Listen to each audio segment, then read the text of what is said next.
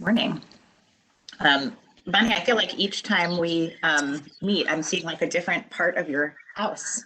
Well, actually, it's just a room. I'm just moving around. Different angles. Yeah, I'm rearranging. You know, when you're home enough, if you do enough COVID, you get to rearrange things, right? So I'm living in my house. And redecorating. You're doing a lot of redecorating, right, Bonnie? Some, yeah. Reframing pictures, and we've done some redecorating. I'll just show you. You know, here's the newest toy. I bought one of these desks that go up and down. So you see it's moving. So fun. It's a computer table. That's great. I have that too, but I need to work on the standing. Really fancy. It's really fancy. I'm sorry, I digress. We got to talk about that. I've not seen that before, but okay. Great. Well, welcome everyone. I bet there's a lot here, so I'm really excited to dive in. We'll call this meeting to order. The first thing is to approve our minutes from January and February. I'll move the minutes, both January and February.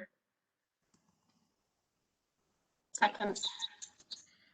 Great. And all in favor? Aye. I can see Bonnie's hand up. Carrie? Great. Great. All right. Both sets of minutes are approved. Thank you for those. I thought it was cool that we had some screenshots put right in the minutes. So liked that. I like that too. Yeah. Well, that thanks goes to Ty Davis, who is in the HR department. She is assisting me with those minutes. So she's done a phenomenal job, and I also appreciate her efforts in that. So thank you, Ty. Thank you, Ty. Great. Well, so we're going to spend pretty much our whole time, I bet, on the recommended budget. And then also I see we have capital project repurpose. And I will just hand it right over to you, Ms. Rath, unless Dr. Felder has anything else to say before we dive in. I will kick us off unless I know Dr. Felder. I will be quickly turning this over. She will lead us off in this presentation as we begin walking you through our school year 2021-2022 recommended budget for discussion and feedback. Dr. Felder. Why, good morning, everyone, and thank you so much, Rhonda. So again, good morning, board members, families, and staff. Today, Orange County School staff and I are presenting the superintendent's recommended budget for the 2021-2022 academic year. As an abundance of research and best practice indicate, a good school district can greatly increase a child's chances of future success. Orange County Schools is a good school district. However, our goal is to go from good to great. And in order to accomplish that, we must continue pouring into, investing in our students' futures, which is an investment in Orange County's future, which is an investment in North Carolina's future, which is an investment in America's future, which is an investment in the future of the world. Next slide, please. And so, no, if you can go back one. There we go. Thank you so much. So I think we're all here in our respective roles because we all can agree that public education is the cornerstone of a working, progressive, democratic society. Therefore, it matters where education dollars are spent. Budgeting decisions take on added significance because, as stated on the previous slide, the business of improving outcomes for children, improving their future and the quality of their lives is all of our work. And so would someone care to read this slide aloud, please? This quote from former Vice President Joe Biden. I'll read it. I love this. Don't tell me what you value. Show me your budget and I'll tell you what you value. Thank you so much, Mrs. Smiley. So this quote is intended to ground and capture the spirit in which we bring this recommended budget to you today. In spite of the lack of universal agreement as to whether money by itself, I happen to think money by itself doesn't make a difference, but so in spite of the lack of universal agreement as to whether money by itself makes a difference in student achievement, most researchers would agree that what schools and school districts spend money on does in fact affect student learning. Therefore, how resources are allocated is critical for ensuring a high quality education for all students, and specifically in Orange County, how we will move from good to great. Next slide, please. So not to be understated, the purpose of budgeting is to provide the best possible educational opportunities for every student in our school district. But before we can dive into the budget, let's take a look at who the children are that we serve. So in Orange County Schools, we are so fortunate or blessed to serve a richly diverse group of students, some of whom receive services such as English language learners services, special education services, academically and intellectually gifted services, as well as free and reduced price meals. The pie chart shows the breakdown of our students by race, ethnicity, and it also indicates how the breakdown in Orange County Orange County schools relates to the demographics in Northern Orange County as well as Orange County as a whole. Next slide, please. So our priorities for the 2021-2022 school year, that's a mouthful, remain the same as before. We continue to prioritize equity, and equity is defined defined in the board's equity policy as eliminating disparities and creating supportive, safe, and inclusive, responsive environments. It is ensuring all students have what they need to succeed. I don't have to tell this board that equity is the thread. It is the fabric that runs through everything we do. It undergirds and is the basis for all we do to ensure equity, excellence, and access for all students. We are also prioritizing literacy. Why? Because literacy is not an option. It is a civil right. Our students deserve to have access to a quality life. A key to a quality life is the ability to read, to write, to listen well, speak, and think critically. Frederick Douglass put it this way when he said, "Once you learn to read, you will be forever free." We will not be in the business of denying students their civil right. We also continue prioritizing client culture, which are the norms and values that contribute to our students' success. Culture and climate also encompass social emotional learning, the process through which children and adults too understand and manage emotions, set and achieve positive goals, feel and show empathy for others, demonstrate cultural sensitivity, establish and maintain positive relationships, and make responsible decisions. Our fourth priority remains family engagement. So family engagement continues to be prioritized as well. We know that students and families come as a package. You don't get one without the other.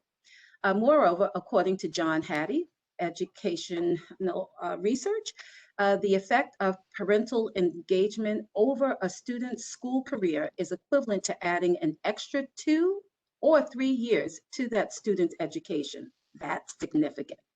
So these 4 priorities are the priorities that we focused on yesterday or in 2020, today, or this year one, and continue to focus on tomorrow, as in 2022. Next slide, please. And we know that in order to achieve our 4 priorities, we must also address health and safety, social emotional support, engagement and challenge, and sustainability. But in order to do so, it will require significant resources in terms of time, funding, and human capital. And while these underlying concerns were, without question, exacerbated by the COVID pandemic, sustainability is critical.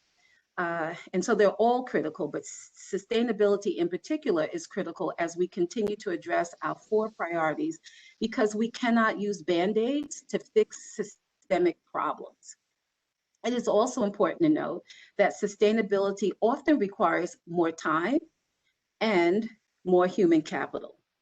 We are going to share several examples of sustainable solutions we were in the process of developing and implementing to address equity, literacy, climate and culture, and family engagement, while at the same time knowing that we must address our students' health and safety, social emotional needs, and providing them a learning environment, whether remote, in-person, or hybrid, that keeps them engaged and challenged.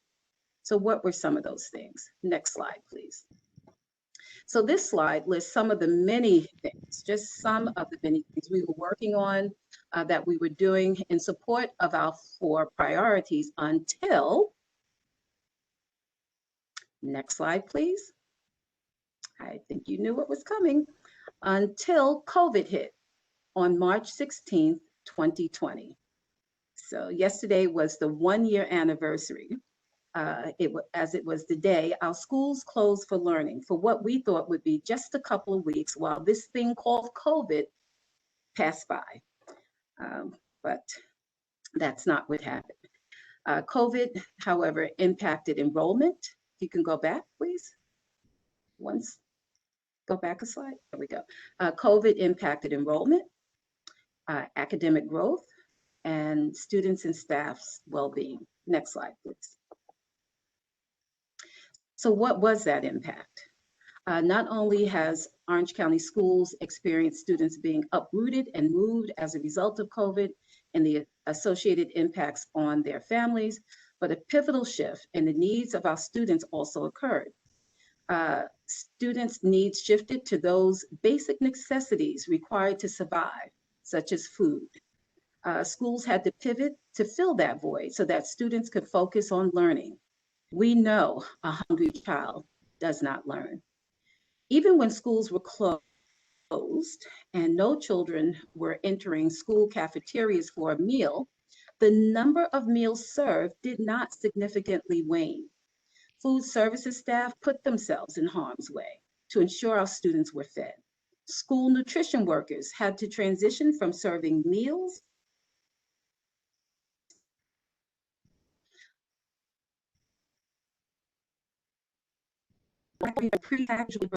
school Dr. buses Felder, we're became the not hearing mechanisms you. for transporting food.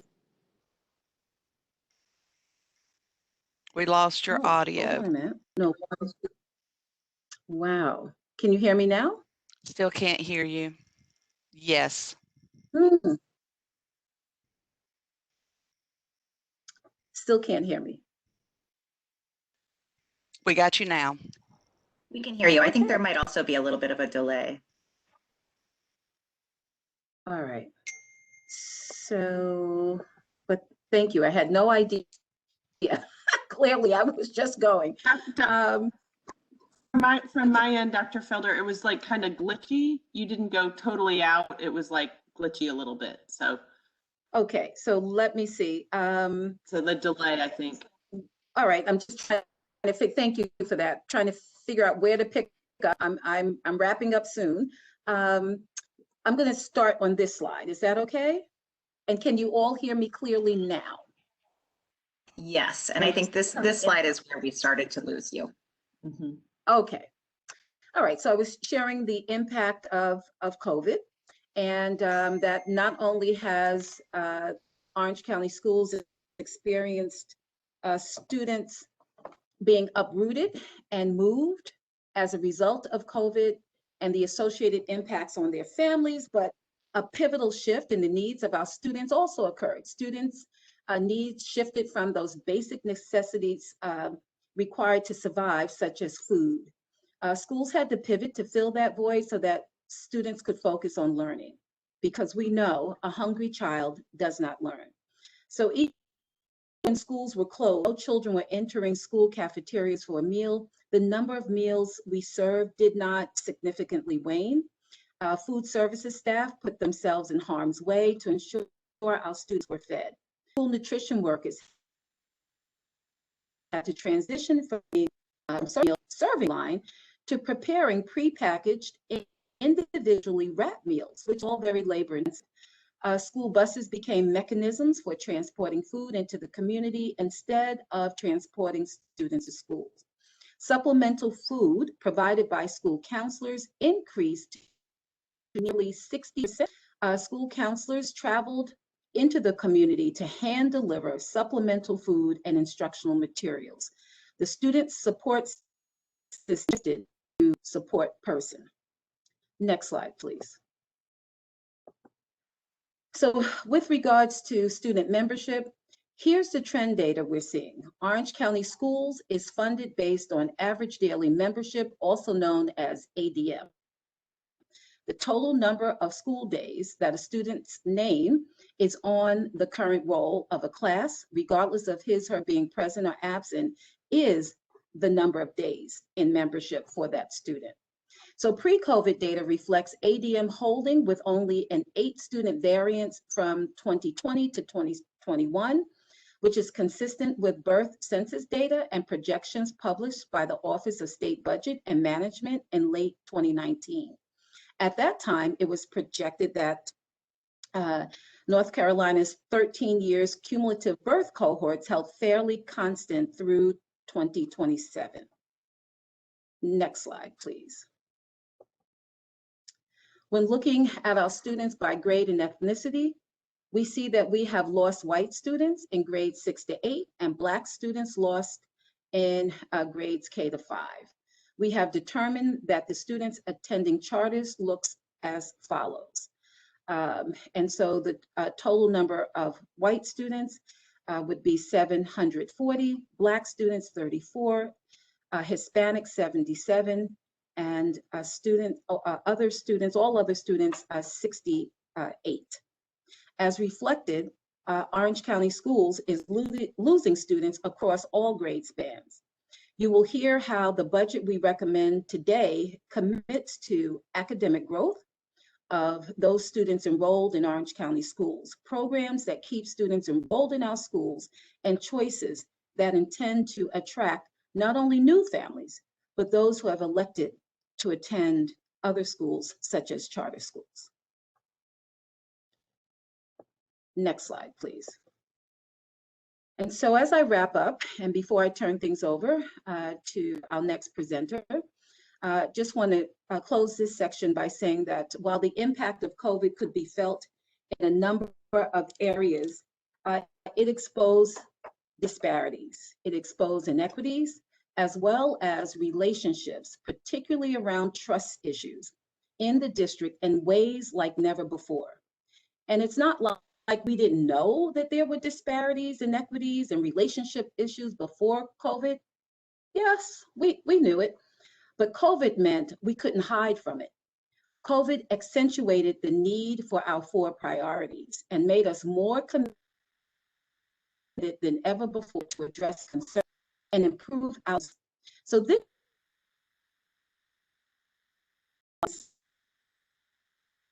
May 6th.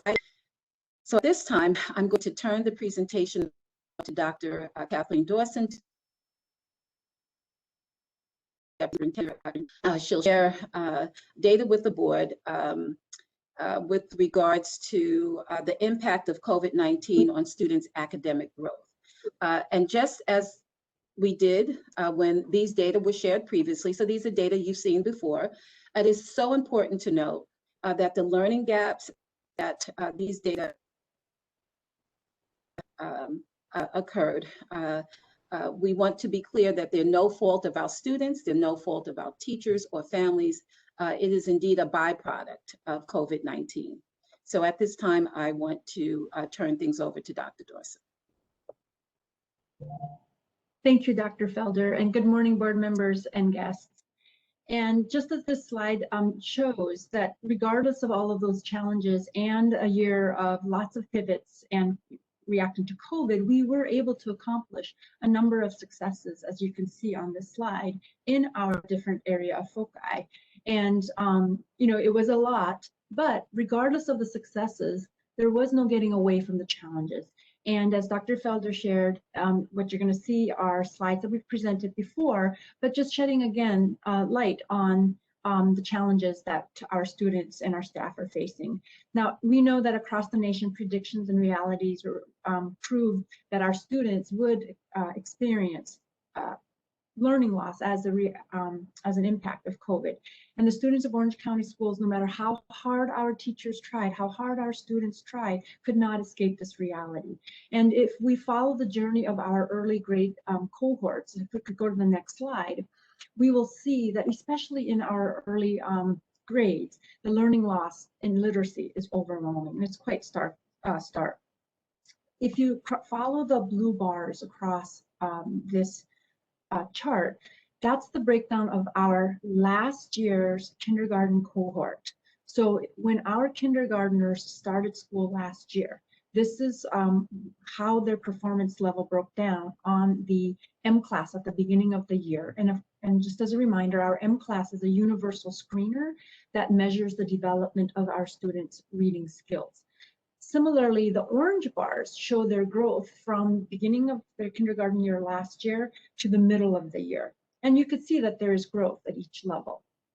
Now, when we follow the same cohort of students as they started their school year this year as first graders, now remember that, you know, we only have till middle of the year data for them last year, because just like Dr. Felder shared, in March, everything pretty much came to a halt, and we didn't have continued teaching of new materials. We didn't have end of year assessments as a result of reaction to COVID. And so when you follow the same cohort as they entered first grade, it's quite startling, the learning loss.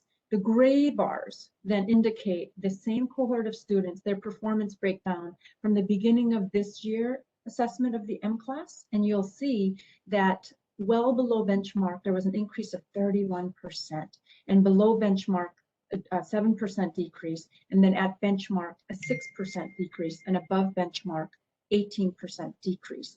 And in the middle of the year, well below benchmark, there was an increase of 25%, below benchmark, 10% decrease, at benchmark, 6% decrease, and above benchmark, 15% decrease. And if you notice, by the middle of this year, some of our first grade cohort, they were finally able to get caught up to where they were at the beginning of when they started kindergarten. So that's pretty profound, right? So if we could go to the next slide, while the most stark learning loss is evident between our grades K and 1, there is a 43% overall of our current second graders that are well below and below the benchmark.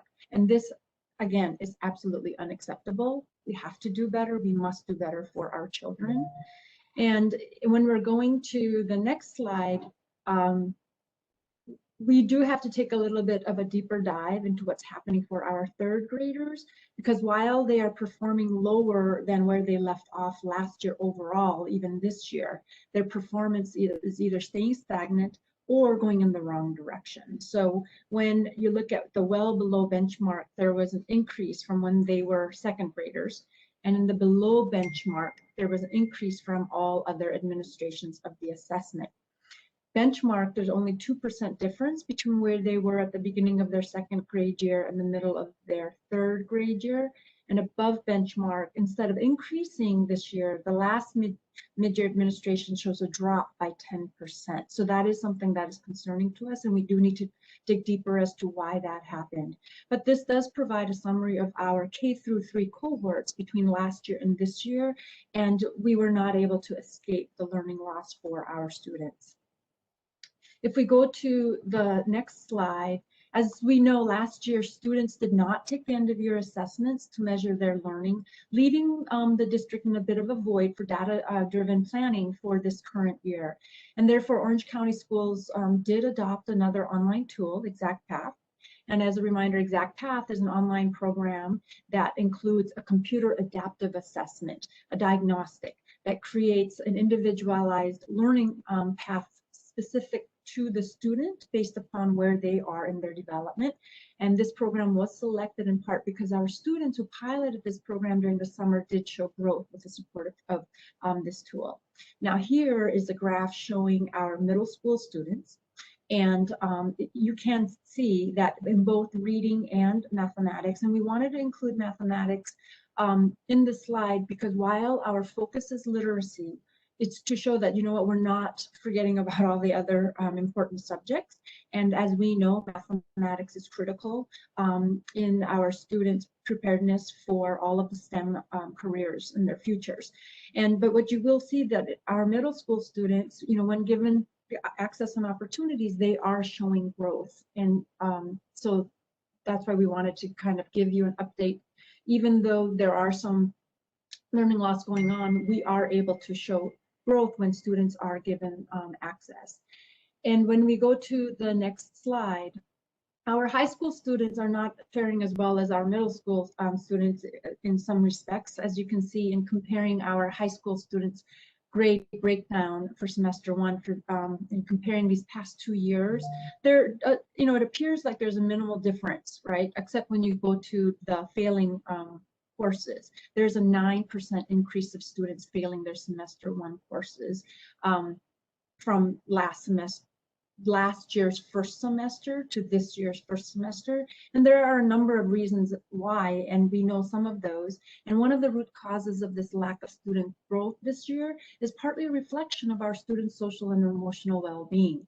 And so to help better understand what our students are telling us, I now pass to Executive Director of Student Support and School Improvement, Mr. Jason Johnson. Thank you, Dr. Dawson. In terms of social and emotional learning, our staff set the tone each and every day for our students, more specifically our teachers, bus drivers, cafeteria staff, counselors, to name a few, drive and maintain our school climate and culture. Our plans for everything we knew were forever changed when we left our school buildings in March of 2020. Our teachers, and frankly, all staff, have worked harder than ever to continue bridging the gaps and taking care of our students. We must take care of our staff at this point. Our staff cannot pour from an empty pitcher. Also, our students and families struggled as we left our school buildings in March of 2020. Not only did they have food insecurities, as mentioned earlier, but they had a fear that they were getting behind in school. They also feared that they were losing out on many traditional milestones of schooling. They feared for the mental health of their children. And at the end of the day, they fear for their family health as well as safety. As you can see in this slide, in the fall student survey, students did not feel very connected to their school. In fact, only 52% of our students in grades 3 through 5th felt like they had a positive connection with the school. And in our secondary schools, that number was even lower, with only 41% feeling as if they had a connection with the school. While the numbers improved with our winter survey because of the staff efforts, we clearly recognize that as a district, we still have some work to do in this area of ensuring that we have a positive school climate, culture, and environment that support cultural awareness in our schools. With that said, and before I pass it off to Ms. Stowe, I would like to point your attention to cultural awareness, in which only 25% of our secondary students responded favorably about cultural awareness and action in their schools. We did see an increase to 61% of our students in the winter survey, but needless to say, as a district, we still have much room to grow in this area. At this time, I would like to pass it off to Ms. Stowe.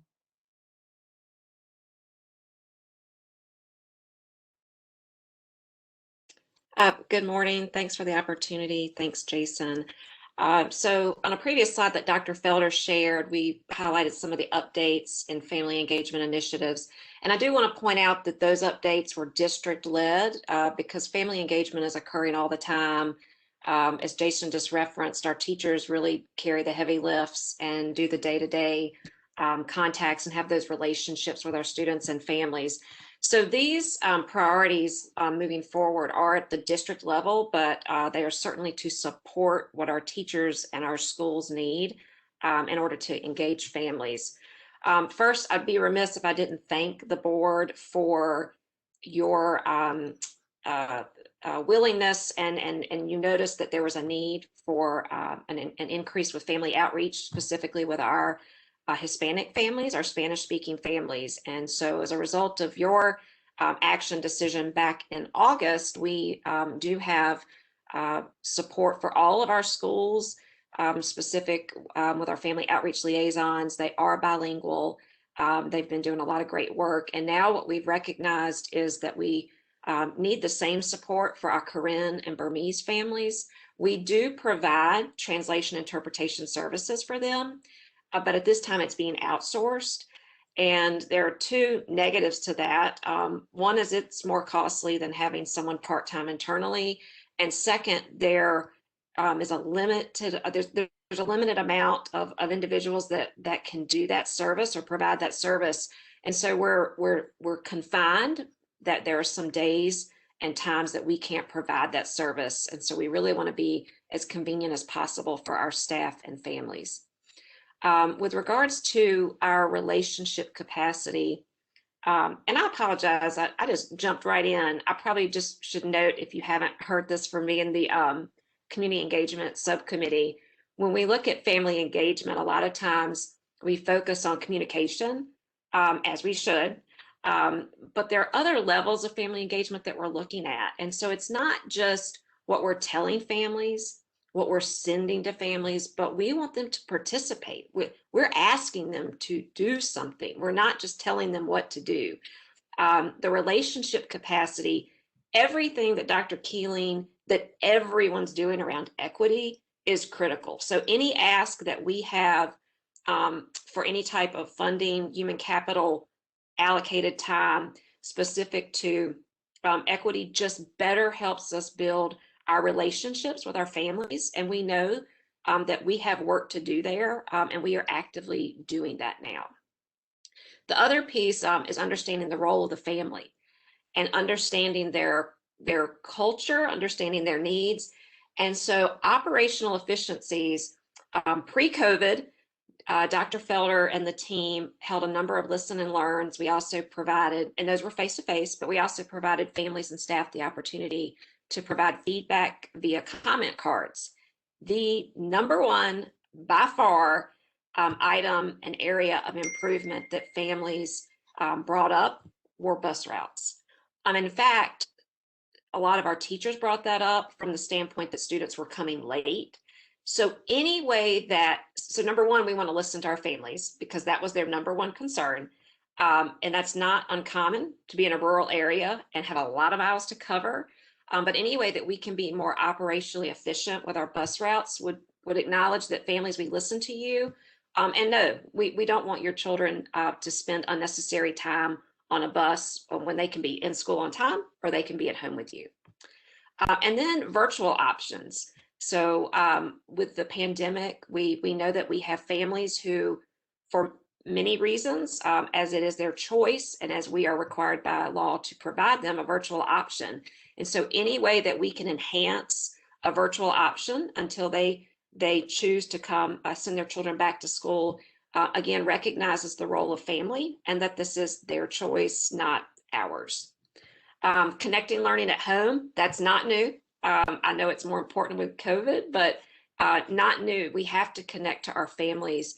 So again, any additional non-school learning opportunities that we can offer families would be well received and increase our family engagement efforts. And our family liaisons, as I mentioned earlier, have been holding a number of parent academy sessions, and we would just like to continue to increase those opportunities. The last two coming soon, I mean, these are the big ones for family engagement. and it's coming soon because we've got to do this foundational work before we can really shift to this shared decision making. Of course, we're collaborating with community, but in terms of any type of budgetary ask right now, we're doing well in that area. We're using our liaisons, we're using the resources that we have. So thanks for the opportunity to share this quick update. And now I'm going to turn it over to Dr. Keeling.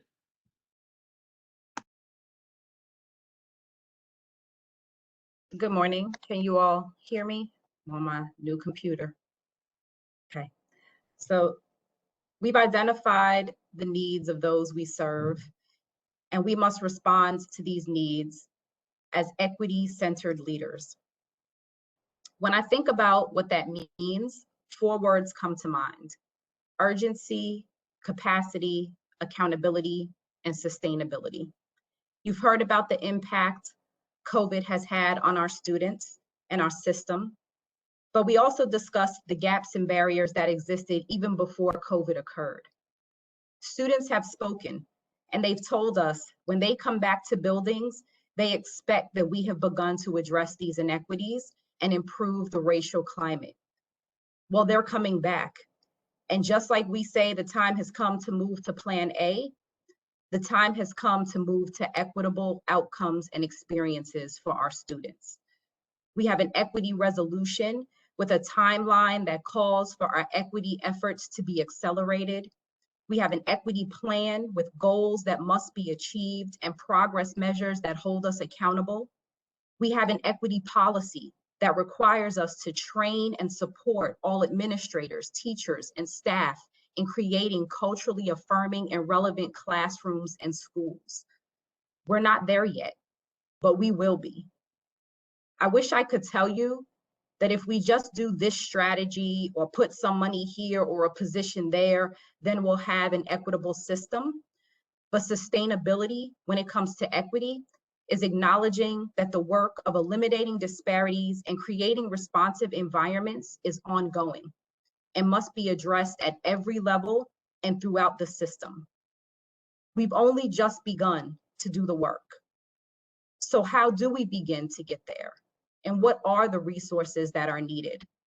At this time, I will turn it over to Rhonda, who will talk us through our investment in equity and excellence.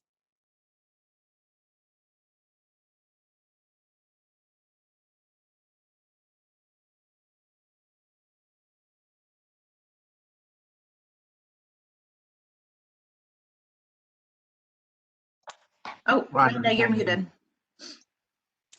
Here I was just talking away. Thank you.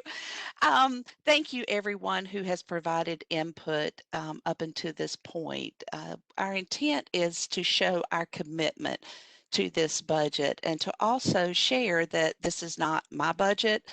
This is not Dr. Felder's budget. This is all of our budget, and that we are committed, and that we know we have work to do, and that we are ready to move forward with that work. But as we all know, it's going to take some funds. And so now we will start to begin to talk about that and to talk about those associated costs that we are projecting with our recommendations to be able to support these 4 foci that we have shared with you to this point. We'll start with student membership. As everyone is hopefully aware, Orange County Schools is funded from all of its sources based upon the number of students in our membership. If you recall, very early in this presentation, we showed our trend, and our trend right now for fiscal year 2022 is actually a decrease of membership by 82 students. This is a direct result of COVID. Our charter school enrollment is projecting, or actually right now, actual is a 34 student increase over where we were at June 30 of last year. Our out-of-district students, these are actually the students who are in our schools that are out of district but that are not paying tuition. This is your students associated with staff members. You know, this is a recruitment tool for teachers that we have teaching and other staff in our district where their children can attend Orange County schools. So when you look at our total billing base, in comparison to last year, we are projected to have a decrease of 50 students overall. What that means is an actual decrease in the revenue that we would receive from county local budget to support those students of roughly 201,000. In order to hold our funding harmless and to hold our student level at what we were in the previous year, that would require a $25 increase to our per pupil.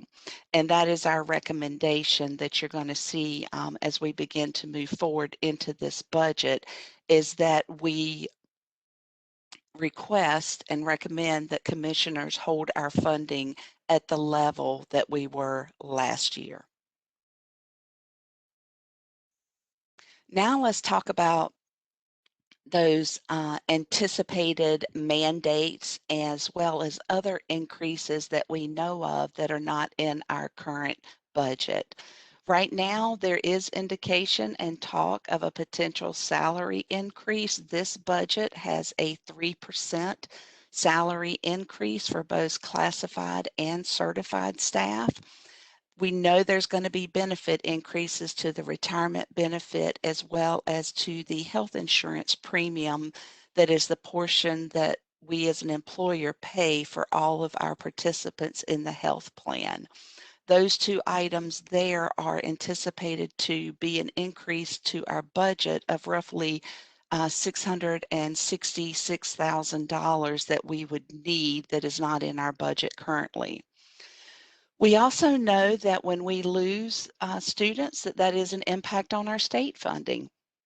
And as a result of that, it is projected that we will potentially lose 4 state-funded teaching positions as a result of the 82 students that we have lost or projected to lose in our ADM.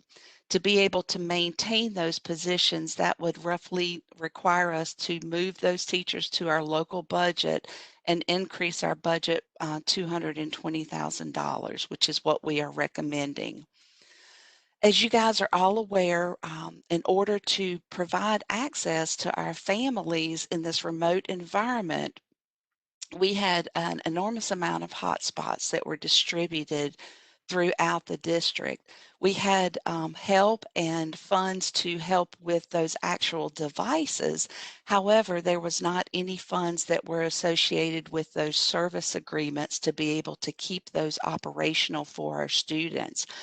We do know that in the coming year, next academic year, that there are remote days that are legislated to be calendared in our calendars.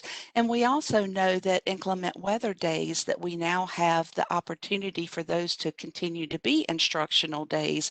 So we do forecast that those hotspots will still be needed. So as a result, we are projecting an additional $276,000 that is needed in our budget to support sustaining those devices for a 12-month period. Our final increase to our continuation budget is surrounding the new square footage that we have added and the cost associated with sanitizing, cleaning, and maintaining that.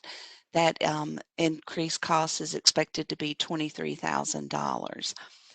So in order to continue operations at our current level and to fund the mandates that we are anticipating from the state, as well as to maintain those operational costs that we have had to sustain or pick up as a result of our current environment and COVID, and to hold our per pupil funding harmless, we would need the commissioners to increase our per pupil $171.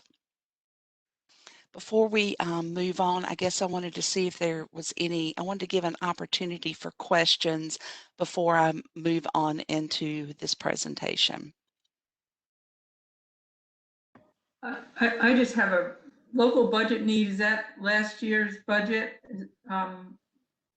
Yes, it is.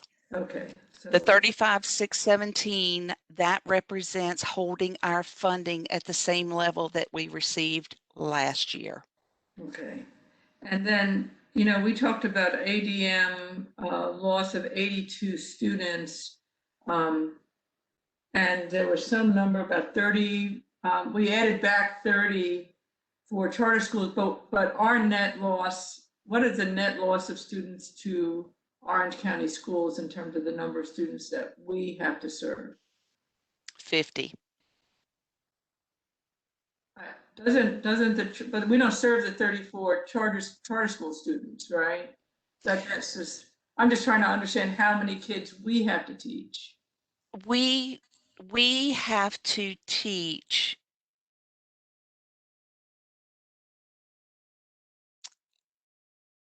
we are teaching the 7,299 students as well as the 108 students. However, we are very fortunate that we have commissioners that recognize that the charter students are Orange County students, and we are required by state statute to pass along the county per pupil funding for those students. Therefore, commissioners provide us funding for all of our charter students. If they did not do that, then the per pupil that would be available to the students sitting in our seats would decrease. I'm sorry, don't we have to pass those charter school funds over to the charter schools? We do pass those charter school funds over to charter schools. However, if commissioners did not include that total ADM in our total billing base, we wouldn't have money from our local per pupil funding, and we would have to dip into fund balance or reduce our budget in other areas because we are required to pass along that per pupil funding. Okay, that's a scary thought, but got it. But we, we have 84 students less that we have to provide resources to. That is correct. What is the expected decline in state funding? Do you have a sense of that? Right now, the expected decline is really anticipated to be around the $220,000. Okay. Got it. Okay, thank you.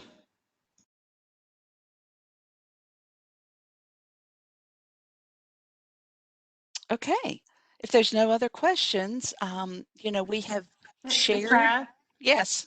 can I interrupt for a question? So based on the slide you were just showing a minute ago from the one back, I think it is. So based on those losses in ADM, we would need to increase per pupil spending by $25. But then with these additional mandated salary increases and the loss of the teachers that we would have to cover and those kind of things, that's why it's 171.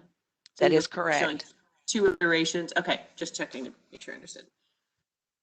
Thank you. Thank you. Good question. Next, I would like to share, we know that we have additional funding that is coming to us from other resources. However, I want to share that those funds are planned and earmarked, and that in order for us to hold the district at a level and continue operating as we currently need to, we need the funding to support that, and we're going to need the funding to support the expansion requests that I'm getting ready to share with you, because we have plans for these additional funds that are coming down to us. We had our first tranche of the elementary and secondary school emergency relief funds. The acronym for that is ESSER.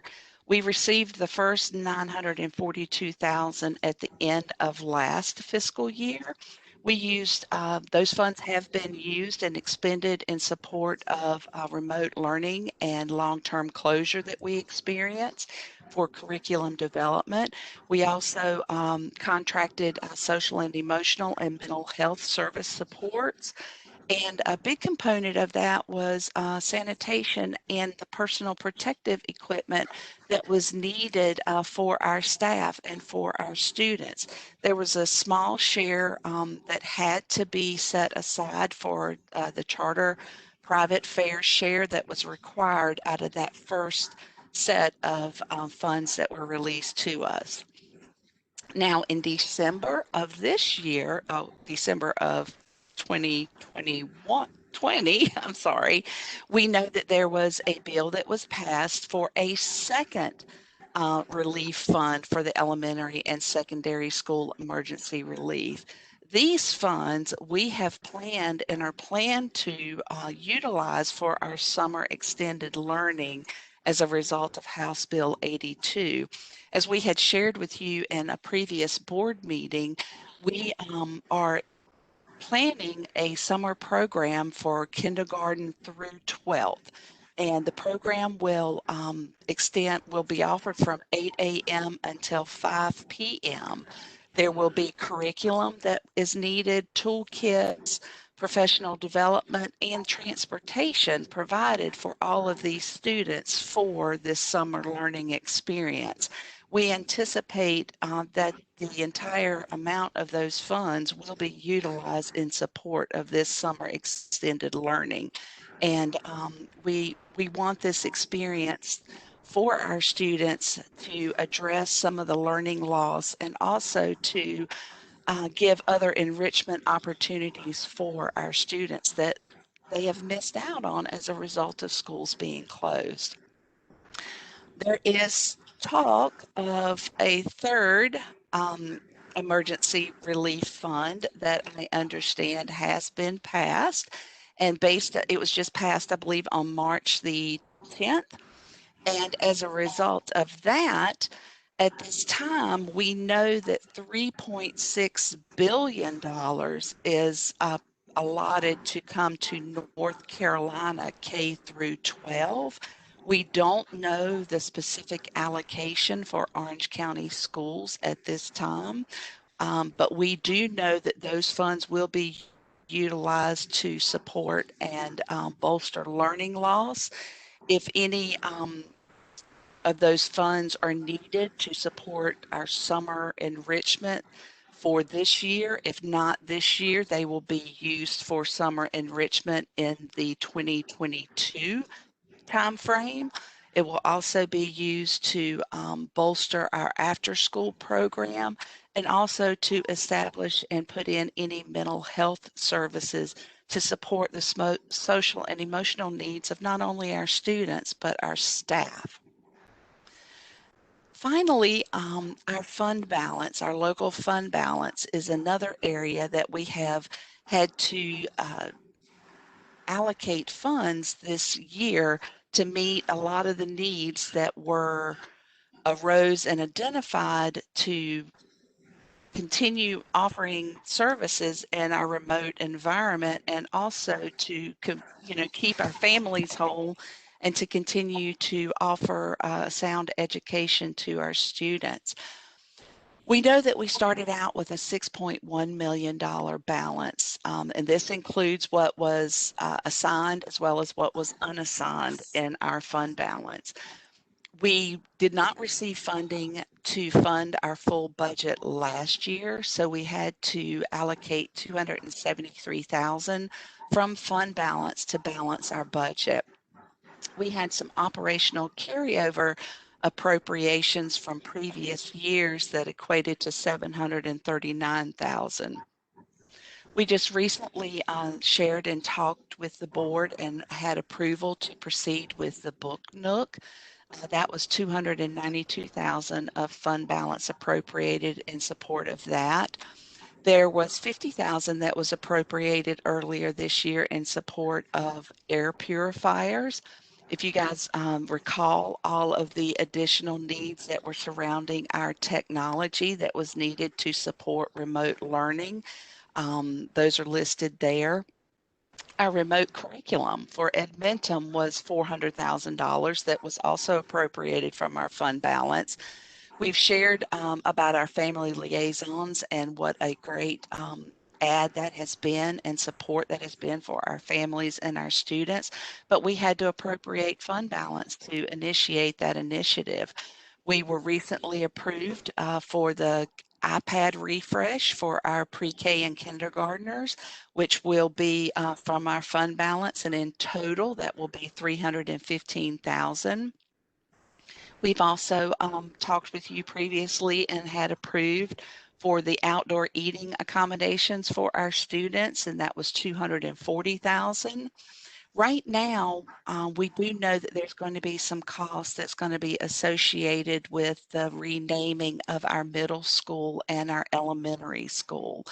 Based upon looking at the cost previously to do some of the work that is going to be needed to be done for this school renaming, as well as to replace all of the athletic uniforms at our middle school, we're conservatively estimating at this time roughly $200,000 to support those items that we have identified to be changed. And of course, you know, that is a very conservative estimate based upon what we know at this time. We've also talked about all year the enterprise operation shortfalls and the decisions and the support that the board has made to make sure that our families have access to these programs.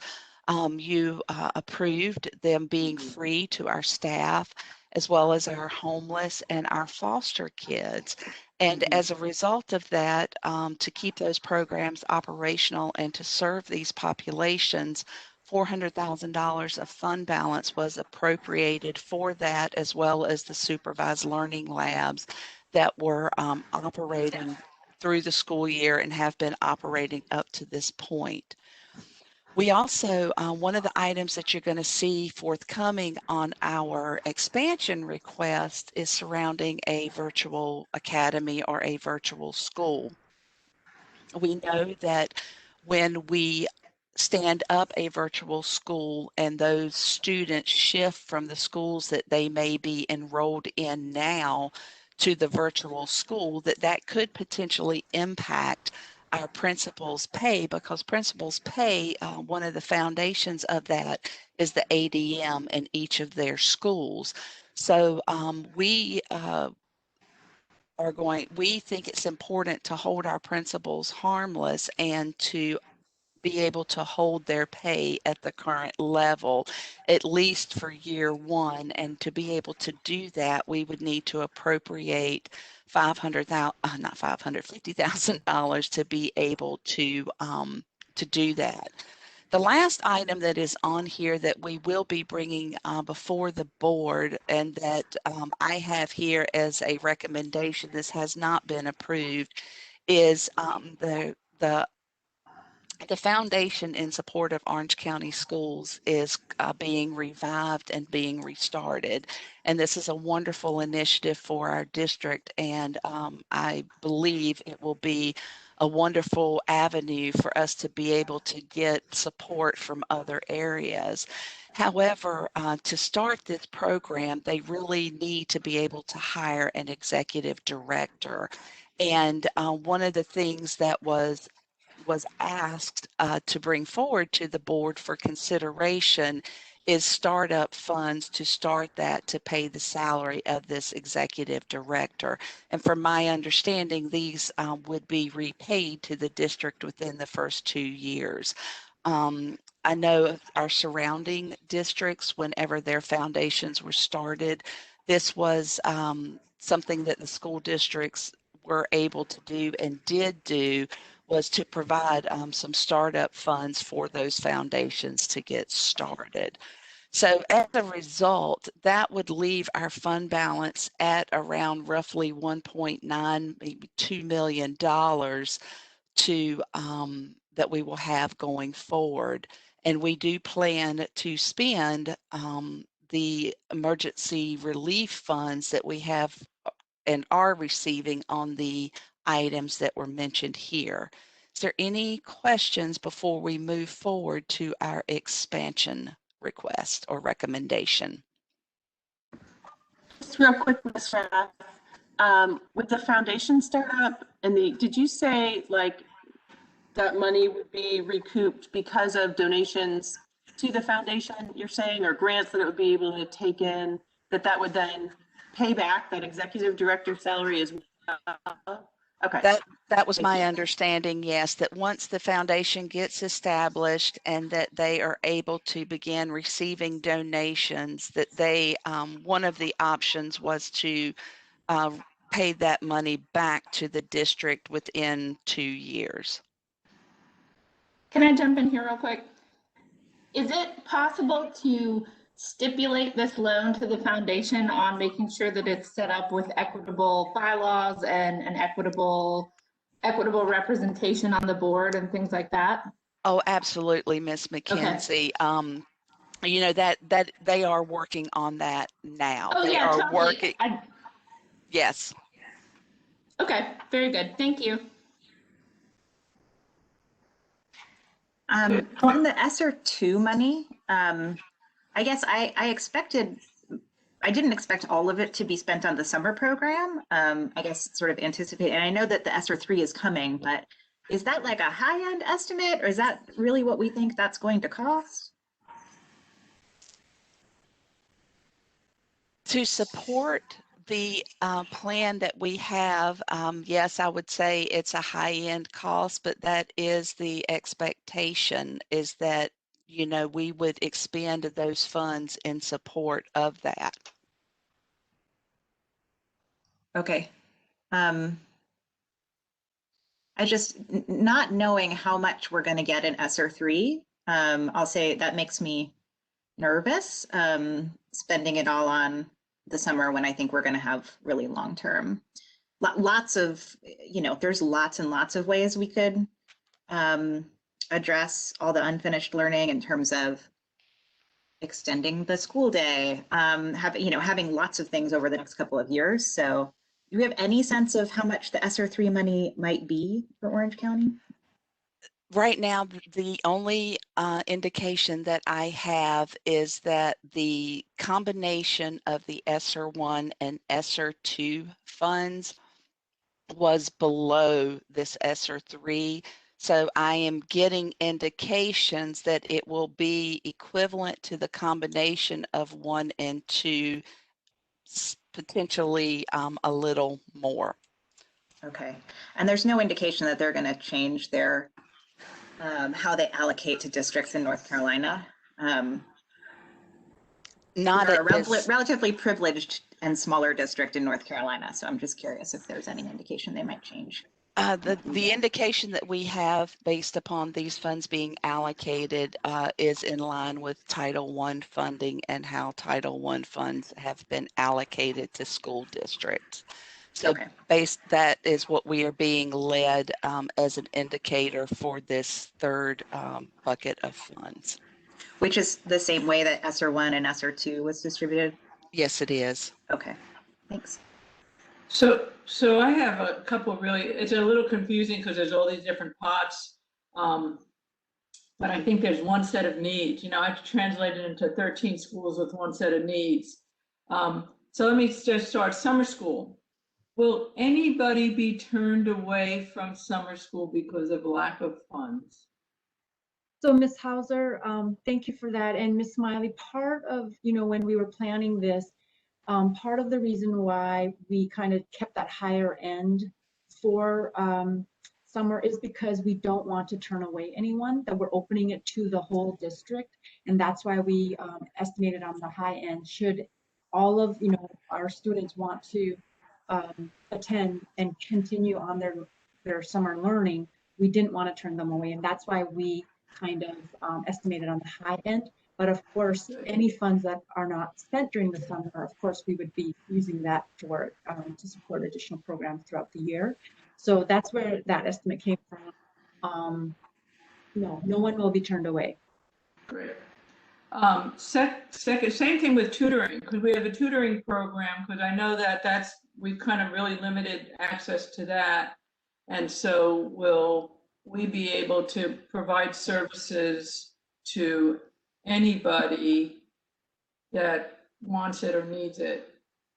Yeah. So in particular, because of course we have a couple tutoring programs currently underway, but so for instance, our Book Nook tutoring, while we did put a number to it, we're not limiting to that number. And one of the ways that we're addressing that is, yes, for our contract with Book Nook, we have a number for their paid tutors to provide tutoring. But should we go over that, we have plans to hire our own tutors, get our own volunteer tutors to provide, that would be trained, but then would also provide tutoring for students that may go above the cap.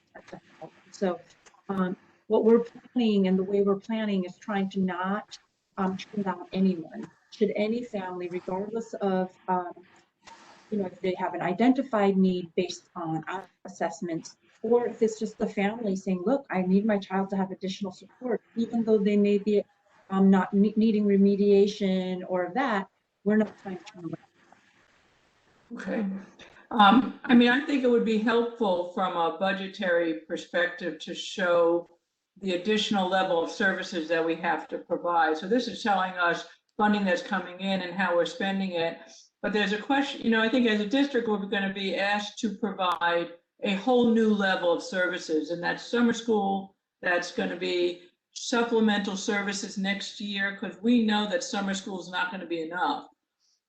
So what are the services that we're going to be needing to provide next year, and how many students are going to be needing that? And that's just not just academics, but also the social emotional learning. Potentially, do we need additional counselors or additional social workers in our schools in order to support the kids as they come back? And then I have a question, Rhonda, when you said the $200,000 for the renaming is conservative, do you mean that it's probably going to be less than that? Or is it probably going to be more than that? I don't know what you mean by conservative. My estimate is conservative. I'm concerned, or just want to put out there the potential for it to be higher. Yeah, I believe it's going to be higher too. Based upon, the items that we have identified, scoreboards, marquees, Right.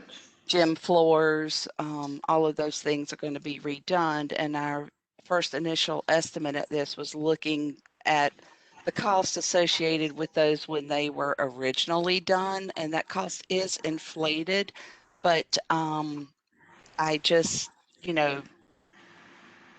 I think it may be more, and as this budget is finalized, that may need to be increased. Okay, can you just talk about how that splits Stanford versus Cameron Park? As far as cost-wise, the most significant portion of the cost, I believe, is going to be associated with Stanford as a result of what has been identified, and because of the athletics at a middle school versus, there's not that level of, there's not athletics at an elementary school. Right.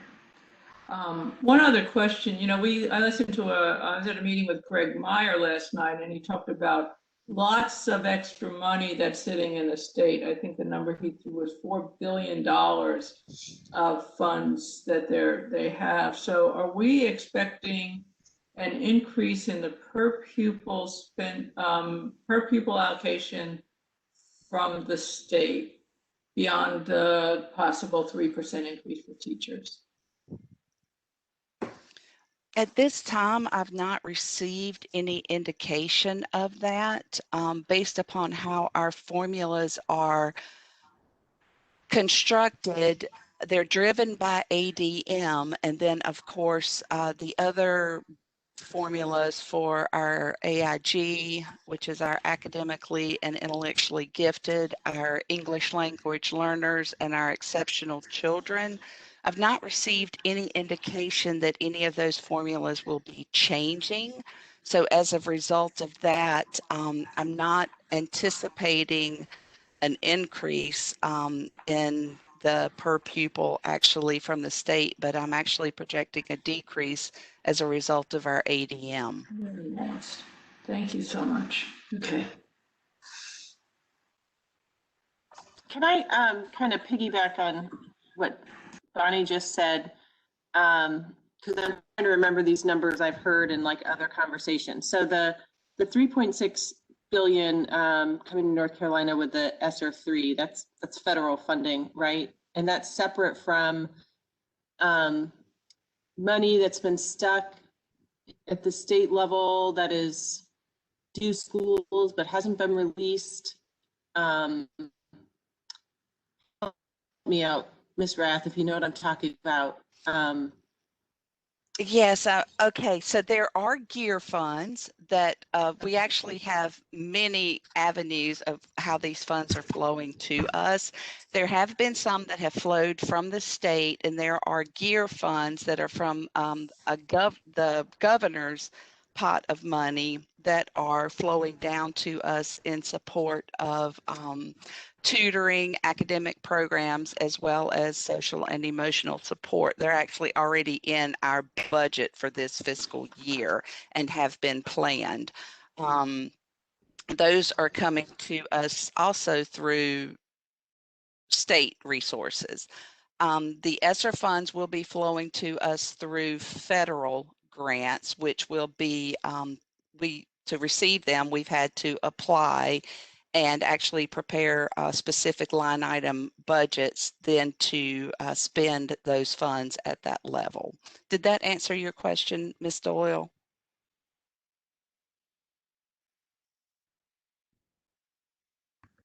Yes, thank you.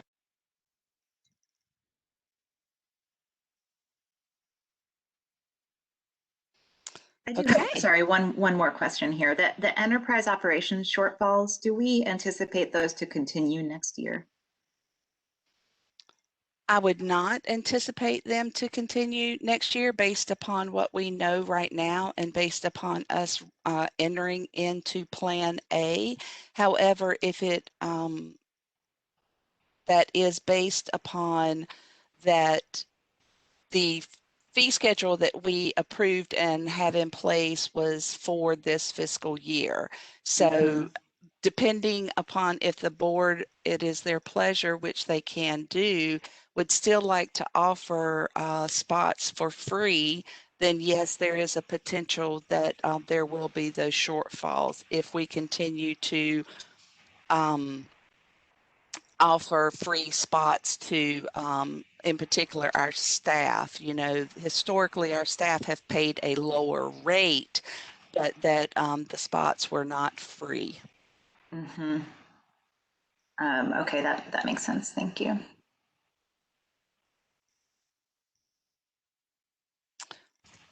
Okay, so now let's move into our expansion request.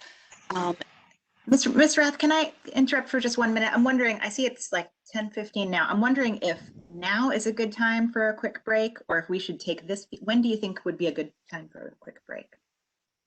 We're at a good point where if we need to take a quick break right now, this is a good time.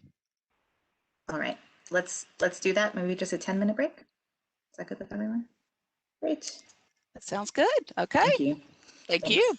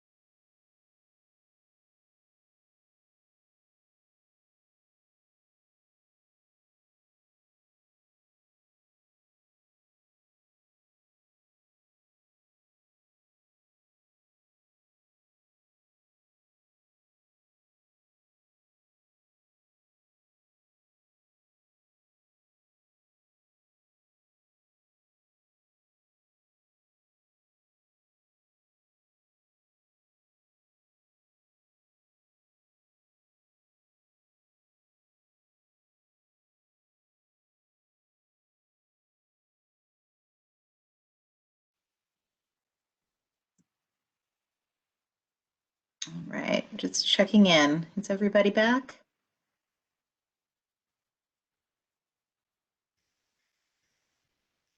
I am. You just let me know when we're ready. Okay. I think I see some other board members. Everybody good? Yes. Okay. Great. All right, go ahead. All right, for that. we will. Thank you. We'll pick up where we left, and now we're going to begin taking a look at our recommended expansion budget items. I'm going to take the time to walk through these individually, and of course, we will we'll take questions along the way and address them as this is basically the final portion of our presentation for the recommended budget. So as you can see, we've identified the priorities that we have laid out and shared with you up to this point. And we think that's important because each of these expansion budget items do support and tie directly to the priorities that we have talked about and mentioned to this point. We do know 2 years ago, in order to balance our budget, we actually had to define and look for ways to be able to do that and to be able to keep positions in the district. And as a result, we had to look at and no longer allow teacher assistants to work or be paid on teacher work days. 5 of those days were given back this past year to enable those teacher assistants to be able to come in the first 5 days before school started, as that was identified as a critical time and a need to be there to support teachers as well as school staff in preparations for students' return. We do know that this has been something that's been important to all of us to try to find a way to restore. So as part of our expansion budget request, we would like to include and recommend giving those teacher workdays back to our teacher assistants. Our next item is the addition of 2 academically and intellectually gifted teachers. This would allow us to be able to provide one teacher at each of our, one AIG teacher at each of our elementary schools, which would decrease the student-teacher ratio. It would also enable us to have an additional AIG teacher who will be able to support and support across the district as well as to support the students. Rhonda, can I stop you? Because hard to look at these without knowing where they're assigned. So, you know what I mean? So are these going to be like, you know, and I have, New Hope has 600 kids and Central has 250. So how do these resources get allocated? And then there's our Title I schools and our, you know, the differences in demographics in our schools. So how do these resources get assigned to our schools?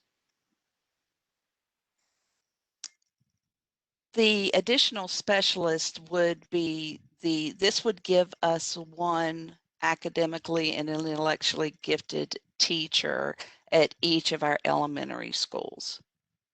And then it would leave one full-time AIG teacher to support talent development. Now, is Dr. Gammon on by any chance, and maybe he can provide some additional input surrounding this?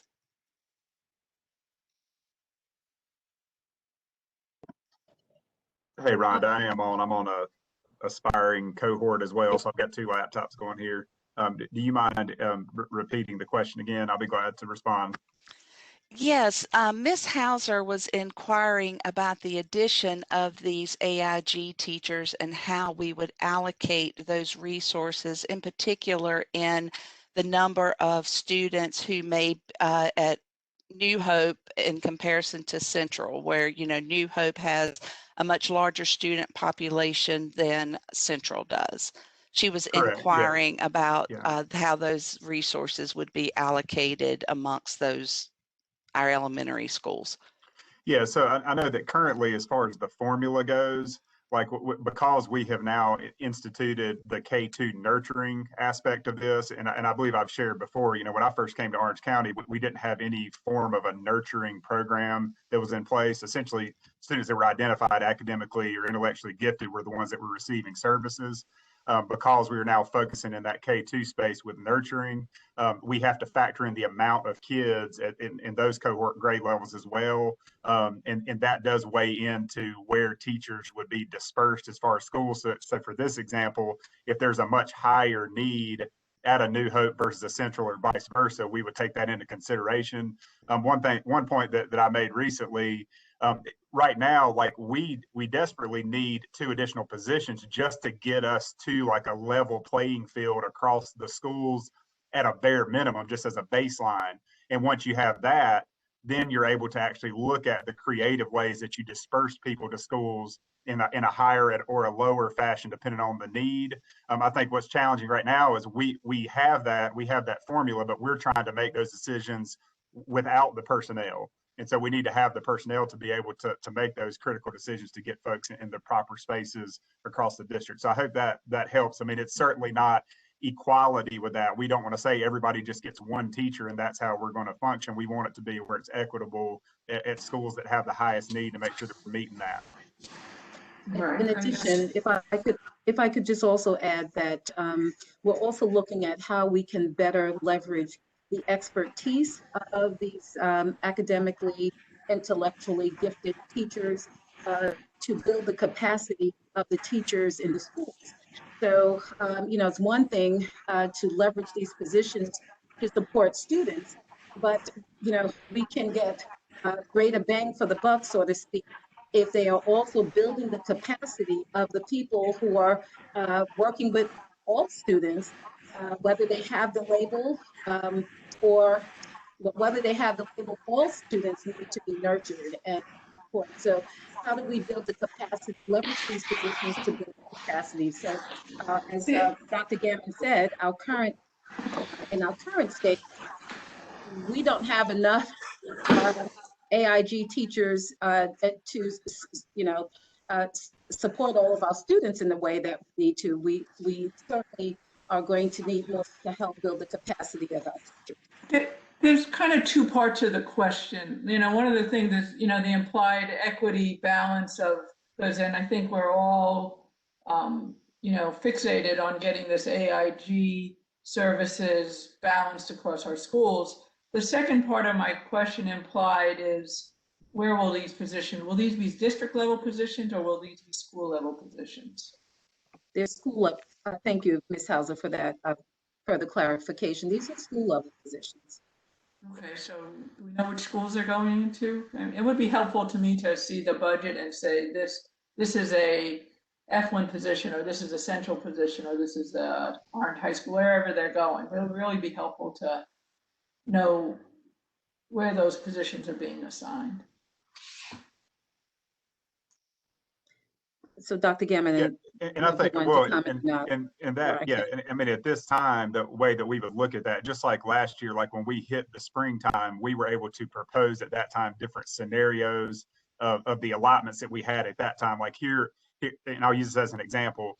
If a teacher needed to be at a school 3 days a week, that would have been like a 0.6 position. Whereas if they were there 5 days a week, it was a whole number 1. And so like when we are able to see the next year population of students of where those K2 numbers would be, and then the identified students, we would then be able to say, we now have 2 additional employees that are in these spots where we can then break them out accordingly across those schools. But we won't know the specific school until we're looking at the ADM for next year for each one of those schools. But Dr. Gammon, what you're saying, I think in adding these two positions is what we were hoping to get here is each school has at least one full position. Yeah, so correct. Well, the thinking was like if we looked at it from an equal playing field across schools, by adding the two positions, every school would have one. What we're now saying though is that at a baseline we would have that, but then we have to start looking. But what if this school has a higher need for nurturing? Okay, so then you're looking at now they have a full-time person, but there may be a situation where they're then able to use some additional support from someone at that building, where we're not going to have a situation now where somebody's only in a building for like a day or two. We would have them for a much longer duration at every school, but then we could also then bring somebody over to a different school to make sure that that increased need is met.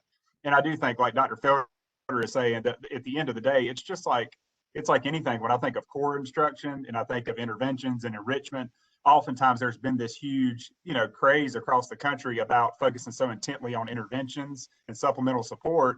But we do that when there's like a flawed core system at times. And so like what we really need to focus on here is building that capacity of teachers within the buildings to make sure that that core is also being strengthened while we're now layering these additional folks on top of that. That's when we're really going to see the capacity build and the growth happen. Great. And we're going to get more, I imagine, into all of this during the special meeting that we're talking about AIG. Yeah. Great. Okay, thank you. The next item that you will see here that we have recommended, this was also on our expansion budget last year, is adding the dual language program to pre-K at New Hope Elementary. Study shows that language is acquired at a young age, and we feel like that this would be a good gateway for the dual language program that is currently operating at that school to be able to offer it in a pre-K environment. So we have a budget item here for a request to do that. You also heard as part of our family engagement discussion earlier about our Korean and Burmese families and the need for the translation services in our district for those families. Right now, we are contracting those services, and they are more costly in that manner. And also, as a result, the time for response or availability can be limited, which can, further cause frustrations. We would like to propose, or we have proposed, adding a part-time family liaison with experience and who is bilingual in these languages to support those families that we have in our district that speak those languages. Can I just I have two questions on that. One is, how many Karen Burmese families do we have, or students do we have? And then secondly, if we're already contracting the services out, isn't this a wash?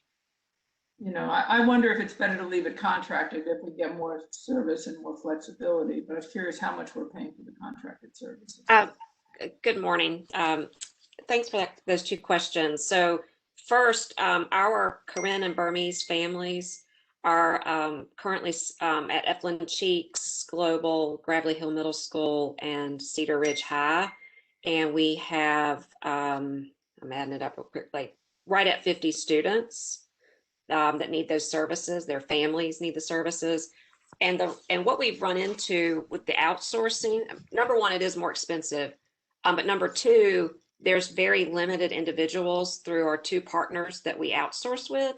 And so there have been dates, to be frank, that they didn't show up and we had to reschedule and cancel. And so if the individual was actually employed by us part-time, and we have had someone apply for that position, but it's just sitting there because we can't move on that until we have the funding set aside, it would allow us more flexibility, and we wouldn't have some situations that have happened where they canceled, because if they cancel, we can't proceed. So does that mean we need a better contract? Or, because I'm worried about our ability to even recruit and hire people, someone in this position and sustain them, so if we're, and I'm curious again, we're looking, is this an incremental cost or is this just we're insourcing it? Is it just a transfer of a cost from contract to personnel? Yeah, no, we don't need a better contract. It's just that the two organizations we work with have one person.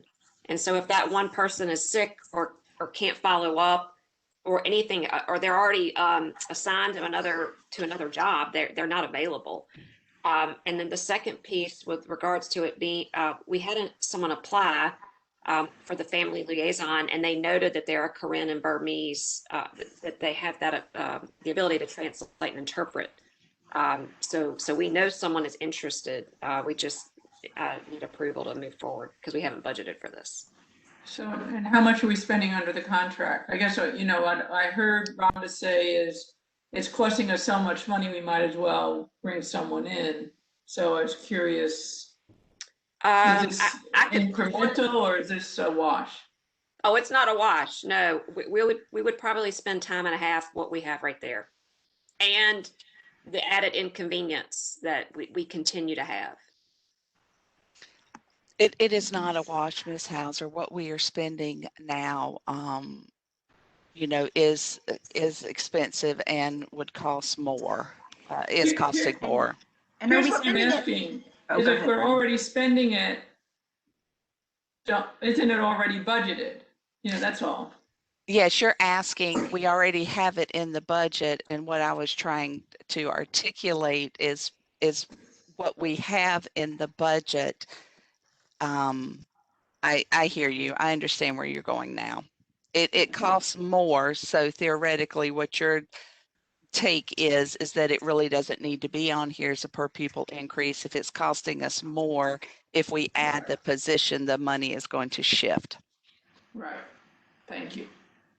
But I think if I may just chime in to Ms. Stowe's point, if it's a need in the district, and we are working with two organizations that provide this service, and it's been difficult, reasons that she mentioned, to be able to support our Burmese and Karen families with translation and interpretation services due to lack of availability of the contracted, the organization that we're contracting with, in terms of them being able to have someone available. And so this is the request to have someone on board would eliminate, on staff would eliminate that need and allow us also to be more, I think, efficient and effective in providing this service to to our families who speak Karen and Burmese. It would just help us to not have these gaps and be dependent upon organizations that have not been able to meet our needs. And so I don't know if you want to add anything else to that, Melanie, but we've tried the consultant and it's not working. And right. if I appreciate that. And just to put it in other, dollar amounts if needed, the contract services outsourcing is $55 an hour. It's, like 2.5 times as much more than if we had a part-time employee. And maybe I should, if I could add a little bit more clarity in this, budget has had to be reallocated to support this because, we are doing a much better job of the engagement to translate and to support these families. So budget has actually been reallocated from our surplus at this time to support that initiative. What we would recommend here is that we want a placeholder where this is an actual specified budget line item in our budget. And that way the funds that we have reallocated in our budget now can go back to their original source and be utilized and supported in that way. Is that more So That, you're saying that makes, we're spending it, but it's not been budget. It's coming out of our fund balance. We don't have a budget for this, but we're spending the money. It's not coming out of our fund balance. We are reallocating budget from our communications department as being reallocated from, professional development, and those types of resources are being reallocated to support this. And if I could just also add, and I know we all get this, but I think I really need to state that we know that language is a huge barrier to family engagement. I think we're doing an outstanding job with regards to our Latinx, our Hispanic families, with being able to dismantle that barrier for them. We've not been successful for our Karen and Burmese families. And while there are not as many of them yet, there's definitely a need there. We can support schools with doing a better job of supporting these families. We can do a better job just as a district in engaging these families who want to be engaged. I've heard about some of the students' SEL needs, etc. But again, language continues to be a barrier there. And so that is something that we need to address in a more And if I could be efficient, 100% manner. clear, if I could be 100% clear, I'm in support of these families. I'm just concerned that if we have a part-time person, can we be as effective as if we have a company that's really providing the service? And I don't know if it makes sense, but I know Chapel Hill Carborough has a fairly large Karen Burmese population, and is it possible to see if there's a way to collaborate with them? But if we have 3 different schools, that we have 3 different needs and 1 part-time person, we're going to be in resource constraints all the time with this. I'll just share, I wouldn't recommend this if I thought that we could do it better, and we haven't been able to do it better. And I am in touch with our colleagues next door. This would be the best way to meet the needs of those families. And also, Chapel Hill Carborough City Schools they've similarly hired a full-time translator for Karen and Burmese, I believe. Isn't that right, Ms. Stowe? They have someone on staff. Yes, that's correct. And we don't need a full-timer. We would be grateful for a part-time. And also keep in mind that these families, where they are at 3 schools, they're families. So we're looking at like about 52 students, but about 28 families. So it's the same group of families.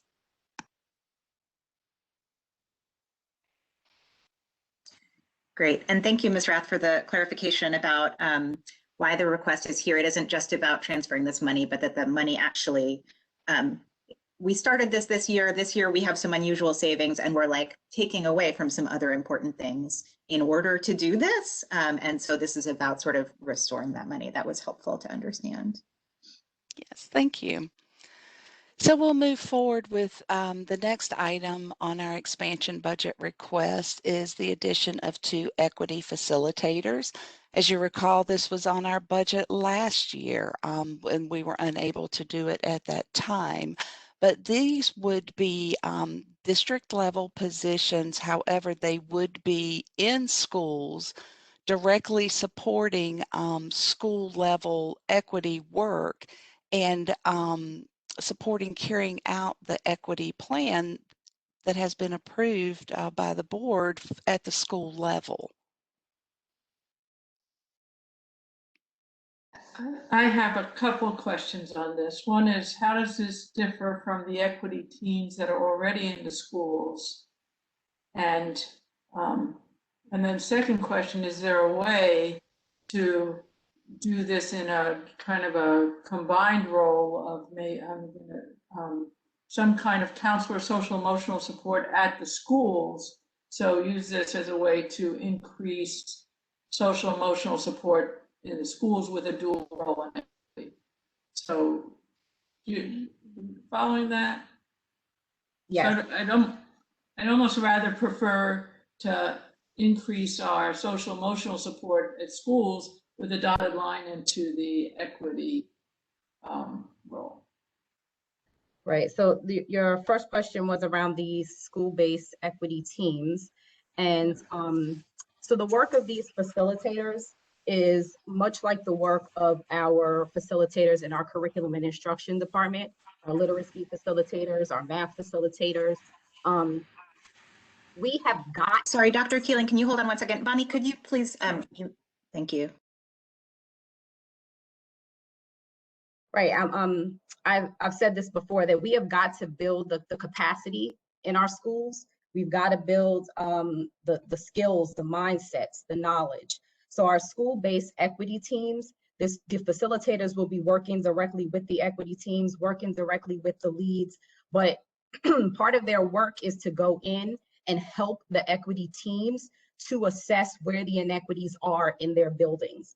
When I talk to the equity leads, that work, schools are still struggling with that. They're struggling with knowing how to identify where those inequities are, and what to do about them, and how to get everyone on board. And that's what the facilitators are going to do. They're going to come in and help with that work, and help to build that capacity in the school-based equity teams.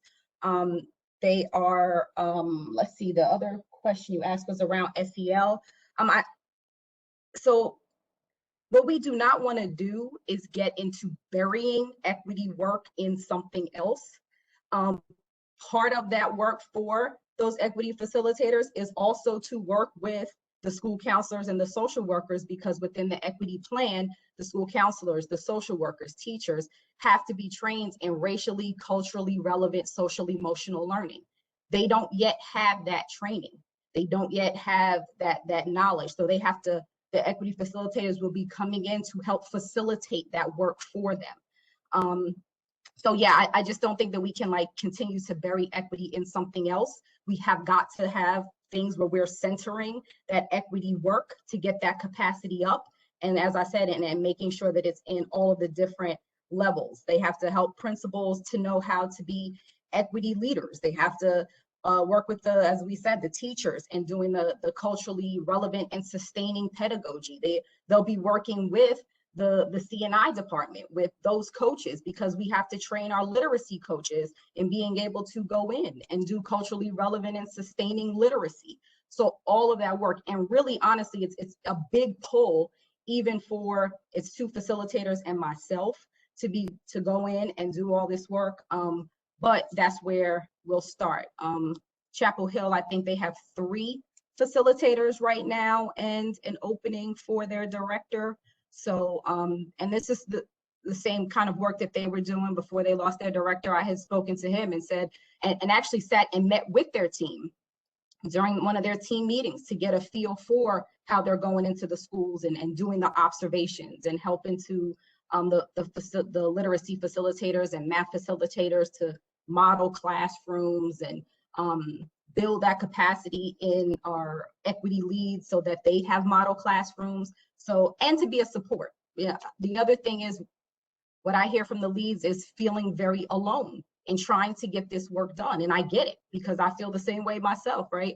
So having that support, and I think it makes a statement to say, here's our focus on equity. We're going to facilitate this work. So that any other questions, I'm happy to answer. If I could, Dr. Keeling. I'm sorry, go ahead. Oh, Dr. Keeling, so part of what I'm hearing there is a lot of what the facilitators would be focusing on is professional development and enabling those teams, right? There's like a sort of a big professional development and equity learning piece to it.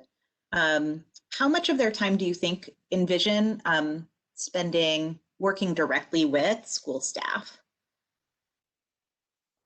Right, that's what I was going to say. Like, part of it is the professional development, but part of it is because, again, they're helping the schools to identify where their gaps and barriers are and to develop their school-based equity plans, and then to help the schools to carry out that work.